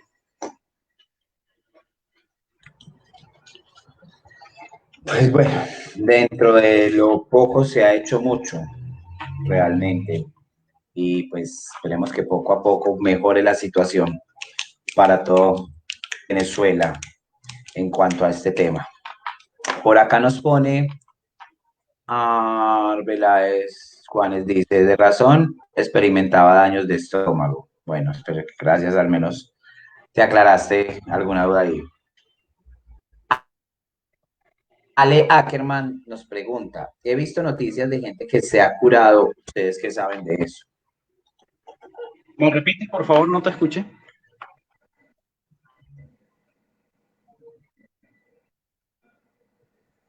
Dice, he visto noticias de gente que se ha curado, ¿ustedes qué saben de eso? Ay, casualmente hoy estaba en un debate muy importante en un grupo donde un representante de la UNAID que participa allí estaba entre dándose con un chico de Ecuador referente a esos temas. Y hay que manejar con mucho cuidado esos temas. Hasta ahora tenemos 6 personas que se han curado de VIH. O sea, con esto quiero decir de personas que científicamente se comprobó que vivían con VIH y de una u otra forma hoy en día no tienen ni siquiera un ácido ribonucleico de la presencia del virus en su sangre. A través de todos los estudios científicos, no de una prueba de VIH, estudios especializados moleculares. 3 de estas personas han sido con intervenciones bastante específicas e invasivas. Tenemos el paciente de Berlín, el paciente de Londres y el paciente de Düsseldorf que todavía está por hacerse conocer ante el mundo porque está en revisión, está en observación. Que fueron con trasplantes de médula ósea bastante específicos, con una mutación de un gen que tiene la célula llamado el CCR delta 35, si mal no recuerdo. Entonces, bueno, esta gente resultó curarse después de este evento, de esta situación. Y otros por allí, como el paciente de Brasil o los pacientes de Lorraine, que se curaron espontáneamente. Bueno, el de Brasil no espontáneamente, el de Brasil se sometió a una terapia antirretroviral bastante fuerte, combinando hasta más de 5 fármacos con algunas vitaminas. La paciente Lorraine sí se curó sola y por allí salió otra persona que también se curó de esa forma. O sea que son como 7 los que están por allí curados. Son casos muy puntuales, son casos muy fascinantes para la ciencia, o sea, es algo increíble. Esperemos que esto sea un escenario que sirva para la ciencia, poder tener más precedente para poder estudiar, para observar, para poder tener referencia y qué sé yo, en unos 10 años podamos decir, mira, aquí tenemos una cura funcional. ¿Cómo le quedó el ojo? Sí, realmente, Rain, que es una de las pacientes que se curó, ella se curó porque era una paciente de élite o una portadora de élite. Y digamos que su organismo solo automáticamente eliminó el virus del organismo. Todavía está bajo estudios precisamente para ver que no haya un repunte del virus. En cuanto a lo que dice Jesús, es verdad. Esos pacientes, yo siempre se los digo, son pacientes con características especiales. Por ejemplo, lo que fue el de Berlín y lo que fue el de Londres, fueron pacientes que te padecían algún tipo de cáncer y por eso se llevó al estudio de hacerles una transfusión de médula ósea. Entonces, no es algo que sea comercial, no es algo que se va a hacer todo el mundo, no es algo que se pueda hacer de la noche a la mañana. Entonces mucha gente dice, pero si ellos se curaron, ¿por qué no lo reparten por todo el mundo? Por lo mismo, porque eso es algo que no es económico, no es fácil de acceder y simplemente fueron estudios de prueba y que trajeron como consecuencia la cura de la persona o la erradicación del VIH en el organismo. Lo mismo pasó con el de Brasil. Fue una combinación de fármacos por lo mismo, porque no le daban con un fármaco y una combinación específica fue la que llevó a que el de Brasil eliminara del organismo el, el VIH. ¿Listo? Igual yo es una recomendación que se la hago a todo el mundo. No vivas tu vida en torno a una cura, a una posible cura. Porque si no, el día de mañana que no salga, ¿qué? Vas a vivir toda tu vida esperando una cura que posiblemente puede que llegue como puede que no. Entonces simplemente vívelo, disfrútalo, gózalo, vívelo y gózalo y disfrútalo hoy.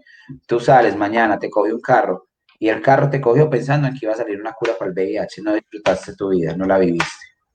Es mi pensar, es mi forma de ver la vida.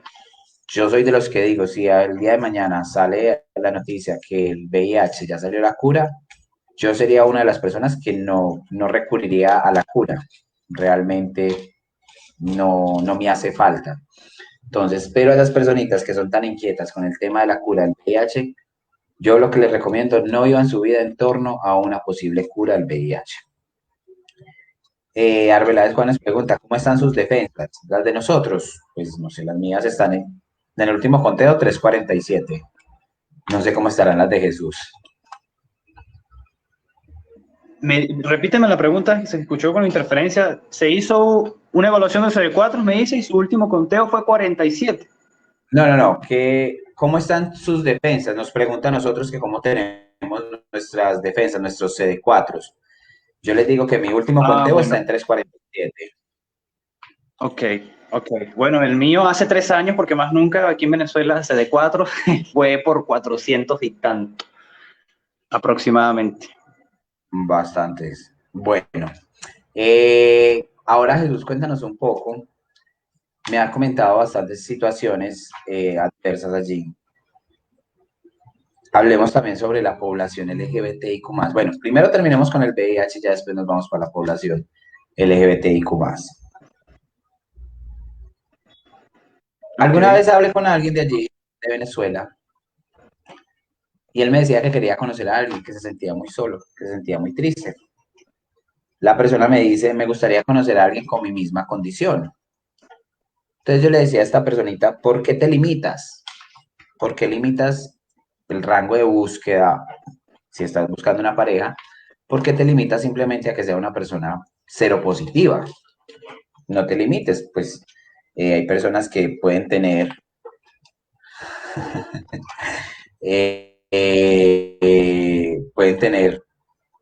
relaciones con personas serodiscordantes.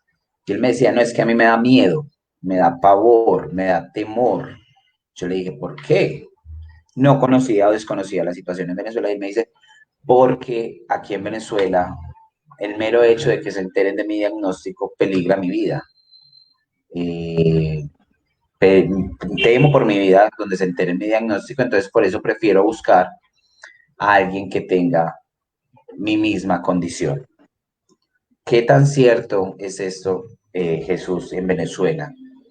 ¿Qué tan cierto es Vale. vivir con VIH y perder o tener en riesgo tu vida por tener el diagnóstico de VIH? Bueno, vivir con VIH en Venezuela creo que es como en cualquier otro país, es un boom. Cuando una persona se entera de que fulano de tal vive con VIH, eso, o sea, arde Troya.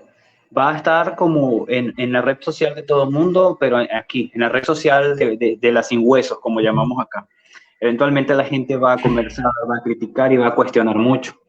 A esa nunca le falla la cobertura, esa no pierde la señal, esa está, pero al día. Es increíble. La gente con la lengua tiene un poder de destrucción o de construcción sin igual. Pero yo no sería tan drástico como lo que esa persona entiende. Claro está que hay que evaluar. Yo por lo menos en mi consulta siempre trato de evaluar quién me habla. y no entender todo lo que me dice desde la primera impresión, porque a veces las personas también están encerradas en su cápsula de que van a ser discriminados, de que van a ser tachados, y eso los hace producir lo que creen. Pero en realidad, lo que creen no es lo que es. Mira, yo me he quedado sorprendido cómo personas en Venezuela se han mostrado tan solidarios a que tiene VIH, sea de la comunidad diversa o no. Entonces, creo que es una cuestión de cultura, como le dije en un principio. Si yo le tengo tanto miedo a la infección por VIH y para mí eso es terrible, eventualmente una persona que esté conociendo me dice tengo VIH, lo dejo inmediatamente, porque le tengo pavor a ese escenario. Pero otra persona desde otro punto más sensible, humanitario, se entera de una situación como esa, se da la oportunidad de reflexionar. Por eso es que mi labor yo la direccioné a informar a las personas que viven con VIH. Yo no voy a la comunidad a decir, mire, tienen que erradicar los estigmas, no pueden discriminar a las personas que viven con VIH, usen preservativo. Ese no es mi mensaje y por ahí tú no me vas a encontrar. Pero sí me vas a encontrar en el grupo de WhatsApp cuando dice a la persona, mira, estoy enfermo de VIH. Yo lo primero que digo, o sea, ¿te sientes mal? ¿Qué te duele? ¿Dónde está la infección? No, yo no tengo nada de eso. ¿Y por qué me dices que estás enfermo? Entonces, ¿sí me entiendes? Es tratar de cambiar esa percepción que tiene la persona de que estoy enfermo, de que tengo VIH y de que me van a rechazar. Eso se le conoce como autoestigma, lo que cree la persona que va a recibir por la simple y llana razón de pensar que tiene VIH. Entonces, cuando la persona cambie esa mentalidad y modere ese vocabulario, va a tener la capacidad, eventualmente, desde la perspectiva de la aceptación, va a tener la capacidad de poder sentarse con cualquier persona y decirle, mira, yo vivo con VIH, a pesar de que es una cita romántica, por ejemplo. Entonces, no le va a afectar de una forma importante la reacción de la otra persona. Más sin embargo, va a aprovechar ese escenario para poder educar a esa otra persona en ese tema. Porque recuerde que decir que se tiene VIH no simplemente lo dije, sino que yo tengo que llevar una información a aquella persona que no la tiene. Y hay que decodificar toda aquella cháchara que la persona le metió a la sociedad, o sea, como la religión. Hay que sacar todas esas cosas que tachan, que son malas, que no se pueden tocar y que sin razonar son absolutamente abominables. Entonces, oye, hay que tratar de lidiar con muchas cosas. No es fácil, no es sencillo, pero se puede. Así que se le hace una invitación a todas las personas que viven con VIH y tienen el temor de poder comunicar. Primero, no están obligados a comunicar, eventualmente. Segundos, si han aceptado su situación de salud, no tienes por qué afectarme lo que tú digas o pienses de mí. Yo estoy seguro con lo que soy, sé lo que soy, de dónde vengo, de dónde voy, como diría el meme que está por allí. Entonces, en esta perspectiva, pues más o menos nos ubicamos. Muchas personas me llegan a mí, Jesús, ¿cuándo es el mejor momento para yo decirle a mi pareja o cuando yo conozco a una persona que tengo VIH? Yo le digo, el mejor momento es el aquí y el ahora. Si lo pensamos mucho, se nos vuelve un arroz con pollo toda esta cosa. La cuestión es estar seguros de lo que queremos y seguro de lo que tenemos para poder, pues, transmitir una información desde la perspectiva de la seguridad, que es lo más importante. Porque si comunicamos un diagnóstico con tristeza, con lágrimas, oye, estás comunicando tristeza, eso no va a llegar a ningún lado. Así que vivir con VIH en Venezuela, personas que digan eso, puede ser que sí. Quizás la persona que te dijo eso tuvo sexo con muchas personas, es totalmente aceptable y sin protección. Entonces, el que se entere que tengo VIH es que media cuadra, yo estuve con media cuadra, por ejemplo, entonces media cuadra me va a querer matar porque estuve con media cuadra y va a ser el rollo grandísimo. Por eso mucha gente dice, no, que no se entere absolutamente nadie. Todo depende también de nuestra conducta sexual, de nuestro comportamiento y de nuestro grado de educación. Todo tiene un remedio, todo tiene una comparación. Claro que sí, tienes toda la razón. Y es verdad, yo de pronto digamos que ya no tengo como ese problemita. Gracias a Dios, cuando uno se hace visible se quita ese dolor de cabeza, porque es muy fuerte realmente. Yo lo cargué 15 años y me cansé de cargarlo y dije, no más, ya, vamos a sacar esto a la luz. Y hoy en día vivo feliz, libremente mi vida, con mi diagnóstico por todos lados, por todas redes, y ya, sin necesidad de preocuparme por el... Sí, es una sensación muy hermosa. Hermosa, literal, literal, es una paz, una tranquilidad, una felicidad tú acostarte y no tener que estar pensando, ay, van a descubrir mis medicamentos, van a descubrir mi diagnóstico, se van a dar cuenta que tengo VIH y no los juzgo, Sí. no piensen que es que les estoy restregando en mi cara la felicidad, no. Eso me tomó mi tiempo, eso no fue de la noche a la mañana, me tomó 15 años poder decir lo que digo hoy en día y hablarlo abiertamente en redes sociales. Entonces, créame que eso no es de la noche a la mañana.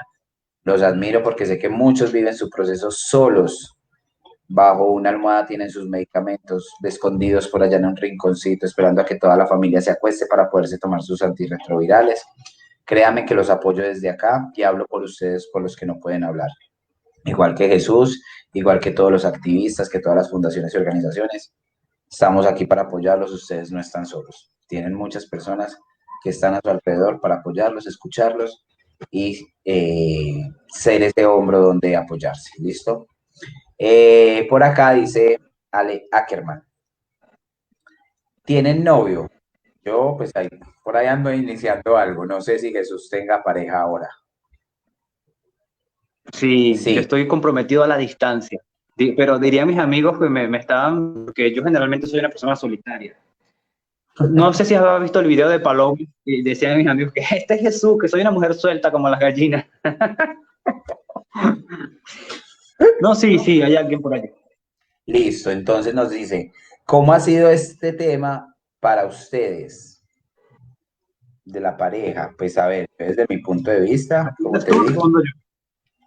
pues respondámoslo los dos, pero voy a empezar diciéndoles yo que por mí realmente, anteriormente cuando no lo decía, te voy a poner los dos escenarios. Cuando no tenía mi diagnóstico público, yo le decía a la persona, esperaba el momento indicado, el momento adecuado. Cuando ya, digamos, el pobre estaba más tragado que media montañero, que ya no me quería dejar, esperaba ese momento y ya se lo decía, porque decía yo, ya no me deja, este me ama tanto que sé que puede soportar el golpe, porque vivía con muchos estigmas y muchos prejuicios anteriormente sobre el VIH. Y hoy en día, pues digamos que no es un problema o no es una situación que me estrese o me preocupe por lo mismo, porque como soy abiertamente con mi diagnóstico, entonces por ende me doy por enterado de que la persona que llega a mi vida ya sabe que tengo el diagnóstico, entonces me quito esa partecita de la relación. Me ha tocado personas que me hablan, no saben que tengo el diagnóstico porque son personas que no sé, no leen un perfil o no van y que stalkean a la persona y en medio de la conversación sale y digo, ¿cómo así? ¿Tú vives con el VIH? Yo sí, vivo con VIH, soy activista en pro del VIH. Hay algunos que se alejan, otros que continúan igual. El VIH me demostró que es una herramienta muy bonita que se llama filtro y esto ayuda a alejar realmente a las personas que no quieren estar en tu vida. Y ahí para hacer un anexo a que alguien en estos días me contactó, me dijo, mira, me siento muy solo, eh, necesito hablar con alguien, me siento solo. Yo, ¿qué pasa? Cuéntame. Y la persona me dice es que lleva 15 años diagnosticado, que tuvo una pareja con la que duró 18 años, después estuvo con un chico por 6 meses, no funcionó, que en ese momento tiene su diagnóstico y que tristemente pues la persona pareciera que se fuera a alejar. Y yo le dije, wow, ¿qué te pasa? Nada de tristezas, no son para ti, no te quieren, no te convienen. Y no tienes por qué sentirte triste o mal por tu diagnóstico. Antes agradezca a esa persona que quiere estar contigo, que tú quieras estar con él, porque puede ser más riesgo él para ti que tú para él. Entonces, chicos, es algo que yo siempre trato de enfocar a las personas. No tienen que estar con una persona por pesar o por lástima, o no tienen que soportar o aceptar a alguien simplemente porque la persona es porque tienen la condición. Ustedes también pueden exigir, ustedes también pueden, simplemente es una condición. No se sientan menos que alguien. Entonces, quiten en ese chip de que, ay, que tengo que estar con él porque él me acepta a pesar de mi diagnóstico. No, acéptate tú primero, ama tu diagnóstico y el día que lo ames no te va a importar si una persona te acepta o te rechaza. Tú eres el que tienes que aceptar o rechazar las personas en tu vida, no al contrario, ¿listo? Jesús, no sé qué quieras decirle a él. A Alec. ¿No? A decirle que tengan dignidad y se quieran a sí mismos.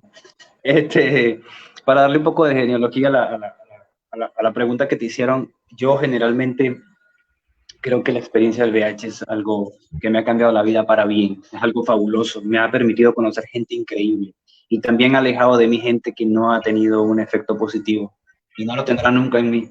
Así que es una experiencia maravillosa. Yo después de esto dije, una regla me creé, bienvenido lo que suma, fuera lo que reste. Así es simple. Totalmente cierto, Jesús, lo que tú dices. Esto le acercó unas personas, y esto no solamente lo digo yo, ni lo dices tú. Esto la mayoría de personas que hemos hecho público nuestro diagnóstico y dice lo mismo. Realmente trae unas personas tan maravillosas a la vida de uno, unas historias que, wow, uno se queda de una pieza y aleja a las personas que realmente nunca debieron estar en nuestras vidas, porque realmente demuestra el verdadero rostro de las personas, le quita la máscara a las personas. Entonces, por eso es un filtro muy potente, muy bueno para alejar a los que no quieren estar o los que nunca debieron estar y para atraer a las personas que realmente deben estar con nosotros. Jesús, ¿estás ahí o te me congelaste? Que veo que estás por ahí congelado. Bueno, creo que Jesús se me congeló o se le cayó el internet. Esperemos a ver si vuelve. Entonces, sí, Alec, muchos ánimos y aprende a valorarte, a quererte. No dejes que las personas te quieran o te valoren o te amen por un diagnóstico. Tú tienes que aprender a amarte con tu diagnóstico y el día que lo hagas, no te va a importar si una persona te acepta o te rechaza por tu diagnóstico. ¿Listo? Bien, se cayó. Ya vuelve nuevamente queriendo Dios y no se le fue la luz. Ah, bueno, ya volvió por acá.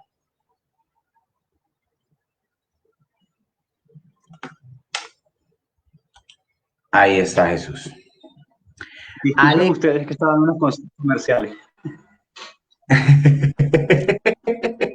Una pausa en lo de Ya los volvimos. comerciales. Nuestros patrocinadores.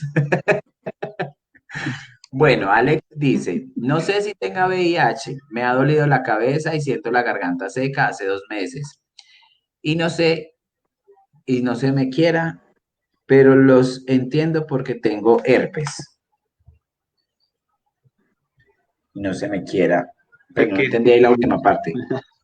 Porque los entiendo porque tengo herpes.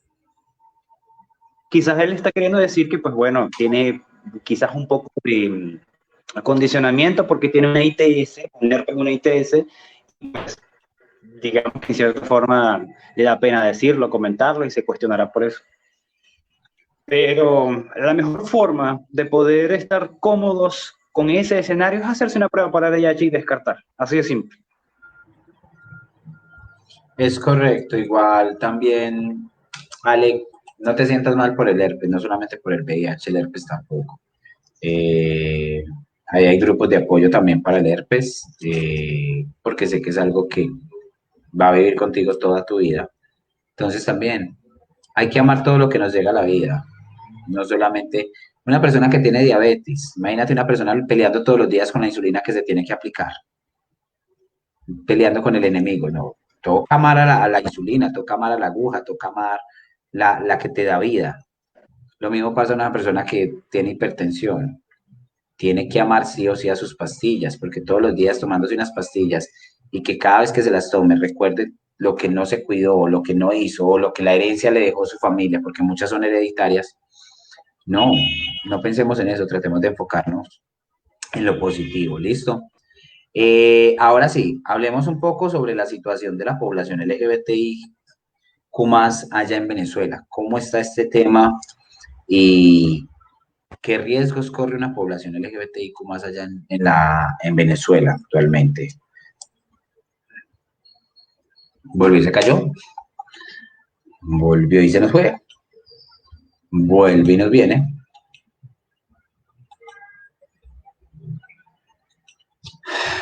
Respecto a la pregunta, ¿me oyes? Ahora sí. Okay. no soy el más indicado para así, por así decirlo, de hablarte de la población diversa, pero mira que Venezuela tiene una representación muy importante, primero que nada, antes que todo, de esta comunidad, de la comunidad. Aquí contamos con organizaciones que dan la cara de una forma honesta y con la mera intención de poder dar una respuesta a esta población que necesita que se le atienda, que necesita ser más escuchada. Por ejemplo, yo tengo muy buenas amistades con la gente de Venezuela Diversa, que básicamente son unos amigos que están en Nueva York y que desde allá ellos están presentes a través de sus corresponsales acá en Venezuela tratando de llevar la voz y alzar la voz por que muchas leyes y derechos para las personas homosexuales, por así decirlo, y demás, tengan acá en Venezuela. No manejo muy bien los términos, así que la comunidad diversa me disculpa, a pesar de que estoy en el ámbito del VIH, pues, y uno trabaja con muchas personas, pues a veces tengo un poquito de debilidad y me disculpan si quizás con alguna expresión puedo ofender o no ser la más correcta, pero bueno, ahí sí soy un poco neófito, ahí sí me enseñan ustedes. Tenemos también el Proyecto Valente, que es una intención de un doctor que está en Perú, pero también la lleva a cabo en Venezuela, y eventualmente a Venezuela Igualitaria, que son unos chicos que sí están acá en Venezuela y que desde hace mucho tiempo dan la cara por la comunidad diversa. Entonces, ¿cómo hace una persona acá en Venezuela que es un transgénero o viceversa para ejercer un trabajo? Bueno, se le hace bastante complicado. Porque pues no está aprobando muchas leyes que hasta ahora no me puedo meter con ellas porque no conozco a ciencia cierta el estatus de las mismas, pero sé que se hacen gestiones, sé que hay intenciones muy firmes, muy honestas por tratar de legalizar muchas cosas en Venezuela para que este escenario cambie. De hecho, el gobierno actual ha prometido ciertas cosas referente a esta comunidad, pero hasta ahora yo no he visto nada concreto. Ha sido más como el tema político, ¿sabes? Vienen elecciones, vamos a prometer aquí, prometer allá, y aunque hay representaciones por parte del gobierno de esta comunidad, o sea, yo ni siquiera lo he visto en redes sociales, los he visto solamente en críticas por allí, pero sí soy testigo del trabajo de los antes mencionados, como Venezuela Diversa, como Venezuela Igualitaria, y este Proyecto Valente, que pues eventualmente quieren dar o hacer la diferencia en este ámbito. Yo creo que estamos un poquito atrás en referencia a otros países, pero con un momento diferente creo que muchas cosas se pueden lograr.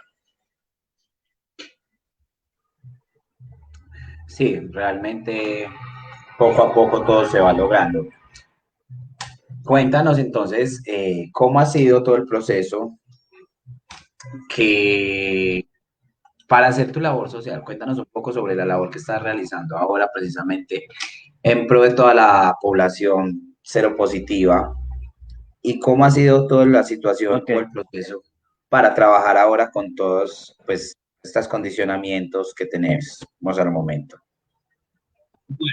Bueno, sí, yo comencé con una labor individual. Yo comencé con la intención de ayudar a personas.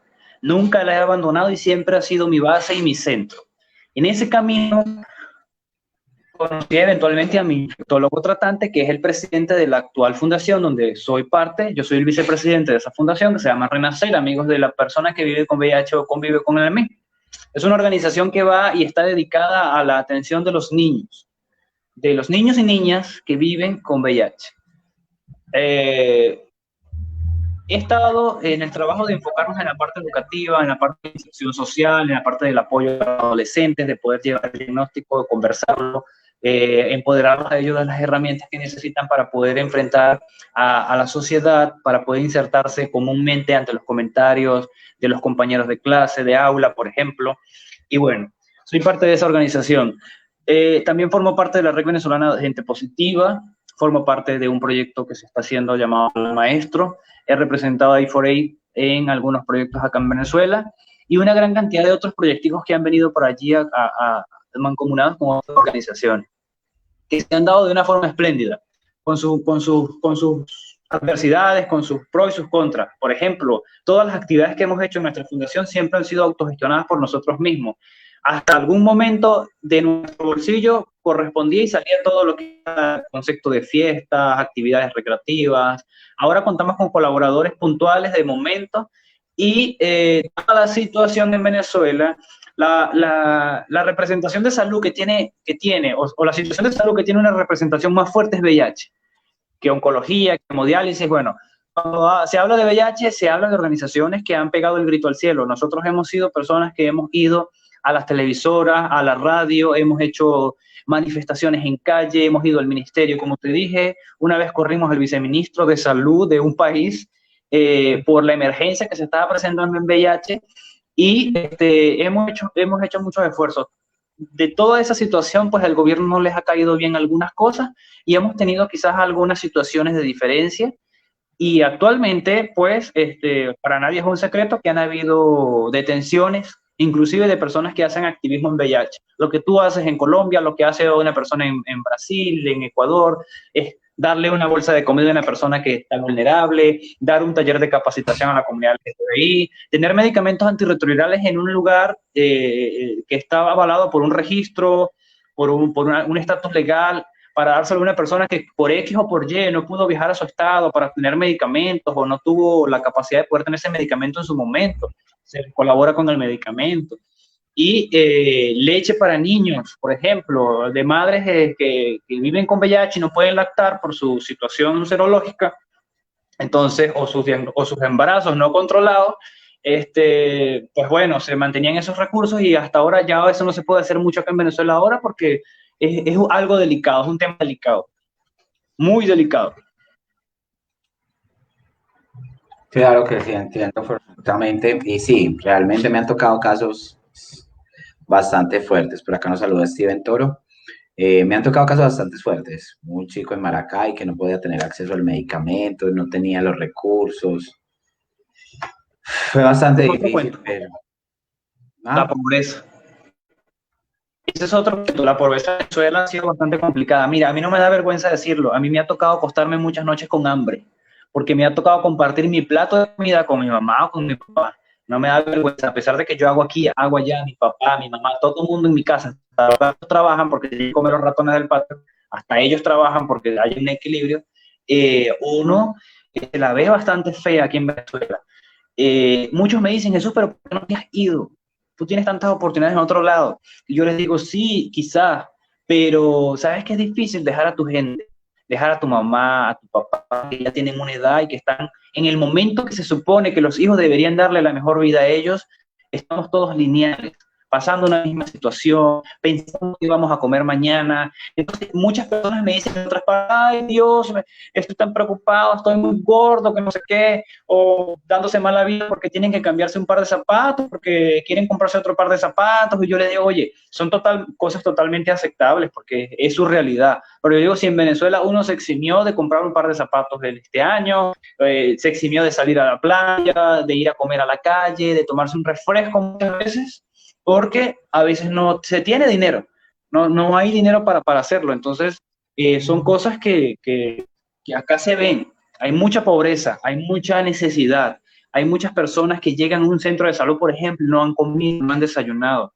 Hay gente que llega a pie de 2 y 3 horas de caminata para poder ser visto por un médico y a veces vienen con un niño en los brazos y otro en la barriguita. Entonces, uno dice, estas cosas no pueden estar pasando. Yo digo, pasan cosas peores, yo estoy seguro que pasan cosas peores. En esos países con guerras y toda la cosa se verán cosas mucho peores. Pero hasta donde yo he podido ver, he visto mucha necesidad, mucha carencia y la he experimentado, de hecho. Entonces uno no está ajeno de eso acá en Venezuela. Sí, esperemos que, créanme, que todos los días uno pide que mejore la situación o que pase un milagro para que realmente cambie la situación para Venezuela para mejor. Bueno, pues Jesús, yo creo que hemos llegado al final. Antes de finalizar, siempre me gusta hacer esta pregunta a mis invitados. La primera sería, yo sé que en nuestra vida llegan muchas historias y son un sinfín de historias, una tras otra, tras otra, tras otra, pero hay algunas que nos marcan más que otras. Me gustaría que me resumieras de pronto 2 historias que consideres que te han marcado para ti, que han cambiado tu vida en algún aspecto? Sí, bueno, es cuando me la ponen difícil cuando me preguntan así, porque hay tantos personas que uno podría comunicar o situaciones que uno podría visualizar. Pero de la que más me marcó en principio fue mi primer aconsejado. Cuando yo me hice mi formación como consejero, a mí me asignan una persona de aquí de mi ciudad que vivió toda su vida en Europa.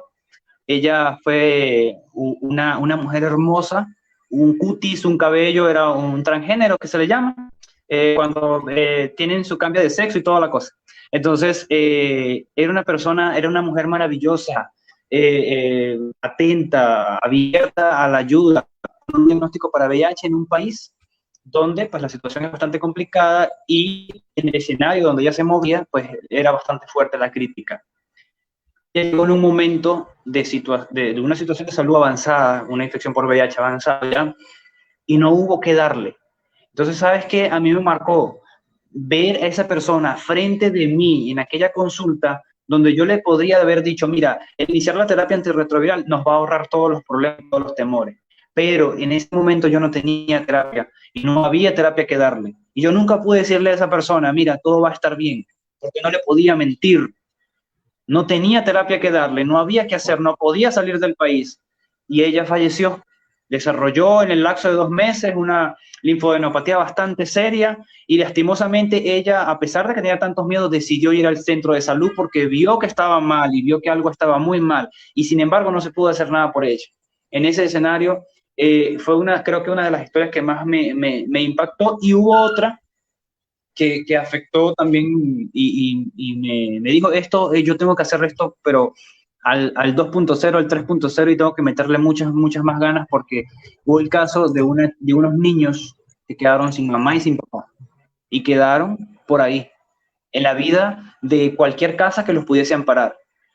Tratamos en lo posible de poder canalizar algunas ayudas y de poder ayudar con algunos familiares y otras cosas, pero es bastante difícil cuando una persona vive en una parte rural, no conoce de la situación de salud, son irresponsables con los propios hijos de ellos, imagínense con otros hijos. Entonces, estos niños que quedaron a la deriva, que más nunca los pudimos ver, no los pudimos contactar, la gente se fue, no supimos dónde se los llevaron. Entonces, yo digo es triste porque a veces con nuestros actos no sabemos el impacto que podemos tener sobre otras personas y ese escenario de los padres que fueron tan irresponsables, tuvieron esos niños, nunca se controlaron, a pesar de que estuvimos atrás de ellos, los niños dieron positivo y pues te podrás imaginar.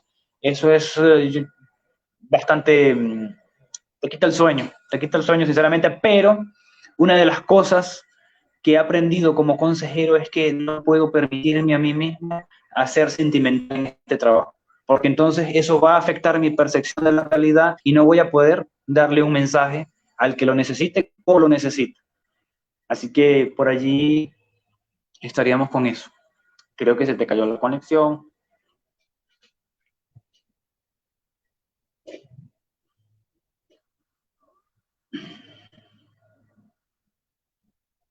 Creo que mi amigo se fue a unos consejos comerciales también.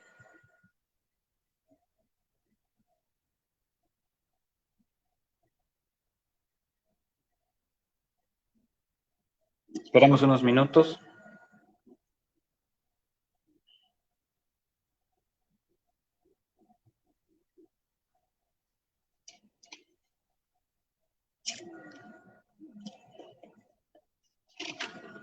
Es incómodo porque no sé ni siquiera si me están viendo, qué pasó con mi amigo. Si me están viendo, lo que les puedo decir es que, Hola, ajá, ay, me caí, fui yo. estás. Sí, sí, ya me escuchas. Sí, casi que iba a hacer una autoevaluación porque sentía que estaba hablando conmigo mismo. No, es que se cayó el internet. Yo estaba aquí, yo, ay, pero ¿qué pasó? Yo como no tengo experiencia en esta plataforma, yo digo, ¿qué hago? ¿Sigo hablando? ¿Me escondo? ¿Apago la cámara? ¿Hablo conmigo mismo? ¿Canto una canción?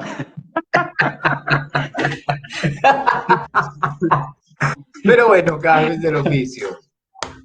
Sí, Listo, no. claro. Eh, muy bonita tu historia. la escuché, la otra se me fue, pero bueno, ya la...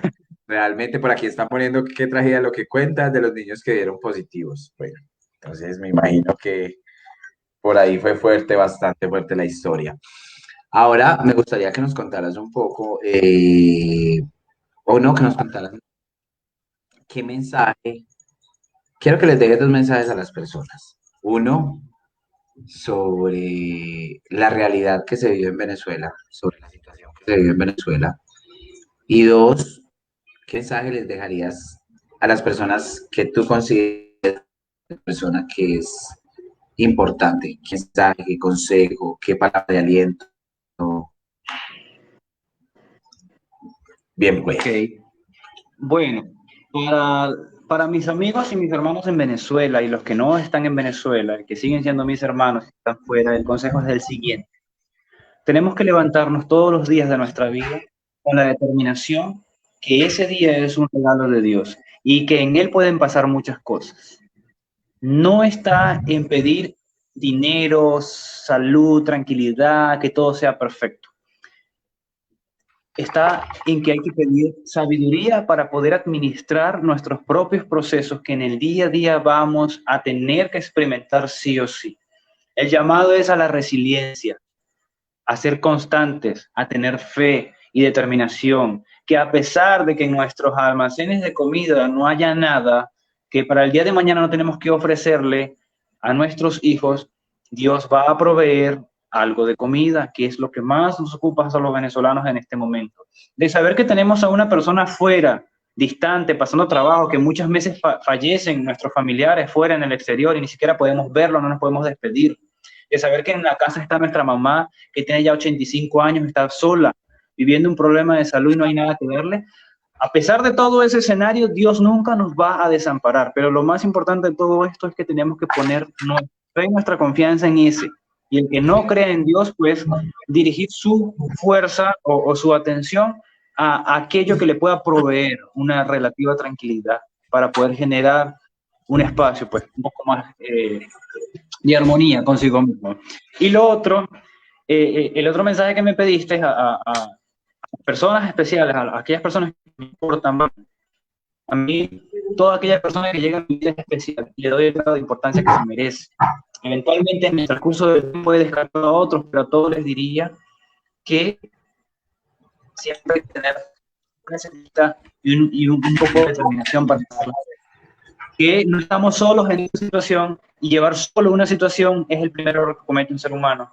Estamos en compañía de otros y podemos apoyarnos en otra persona, en su experiencia, en su brazo y en cualquier elemento positivo que tenga lo otro. Inclusive lo negativo de otra persona podemos aprovecharlo a nuestra conveniencia en nuestro espacio. Solamente hay que ver el momento, las circunstancias y el escenario adecuado.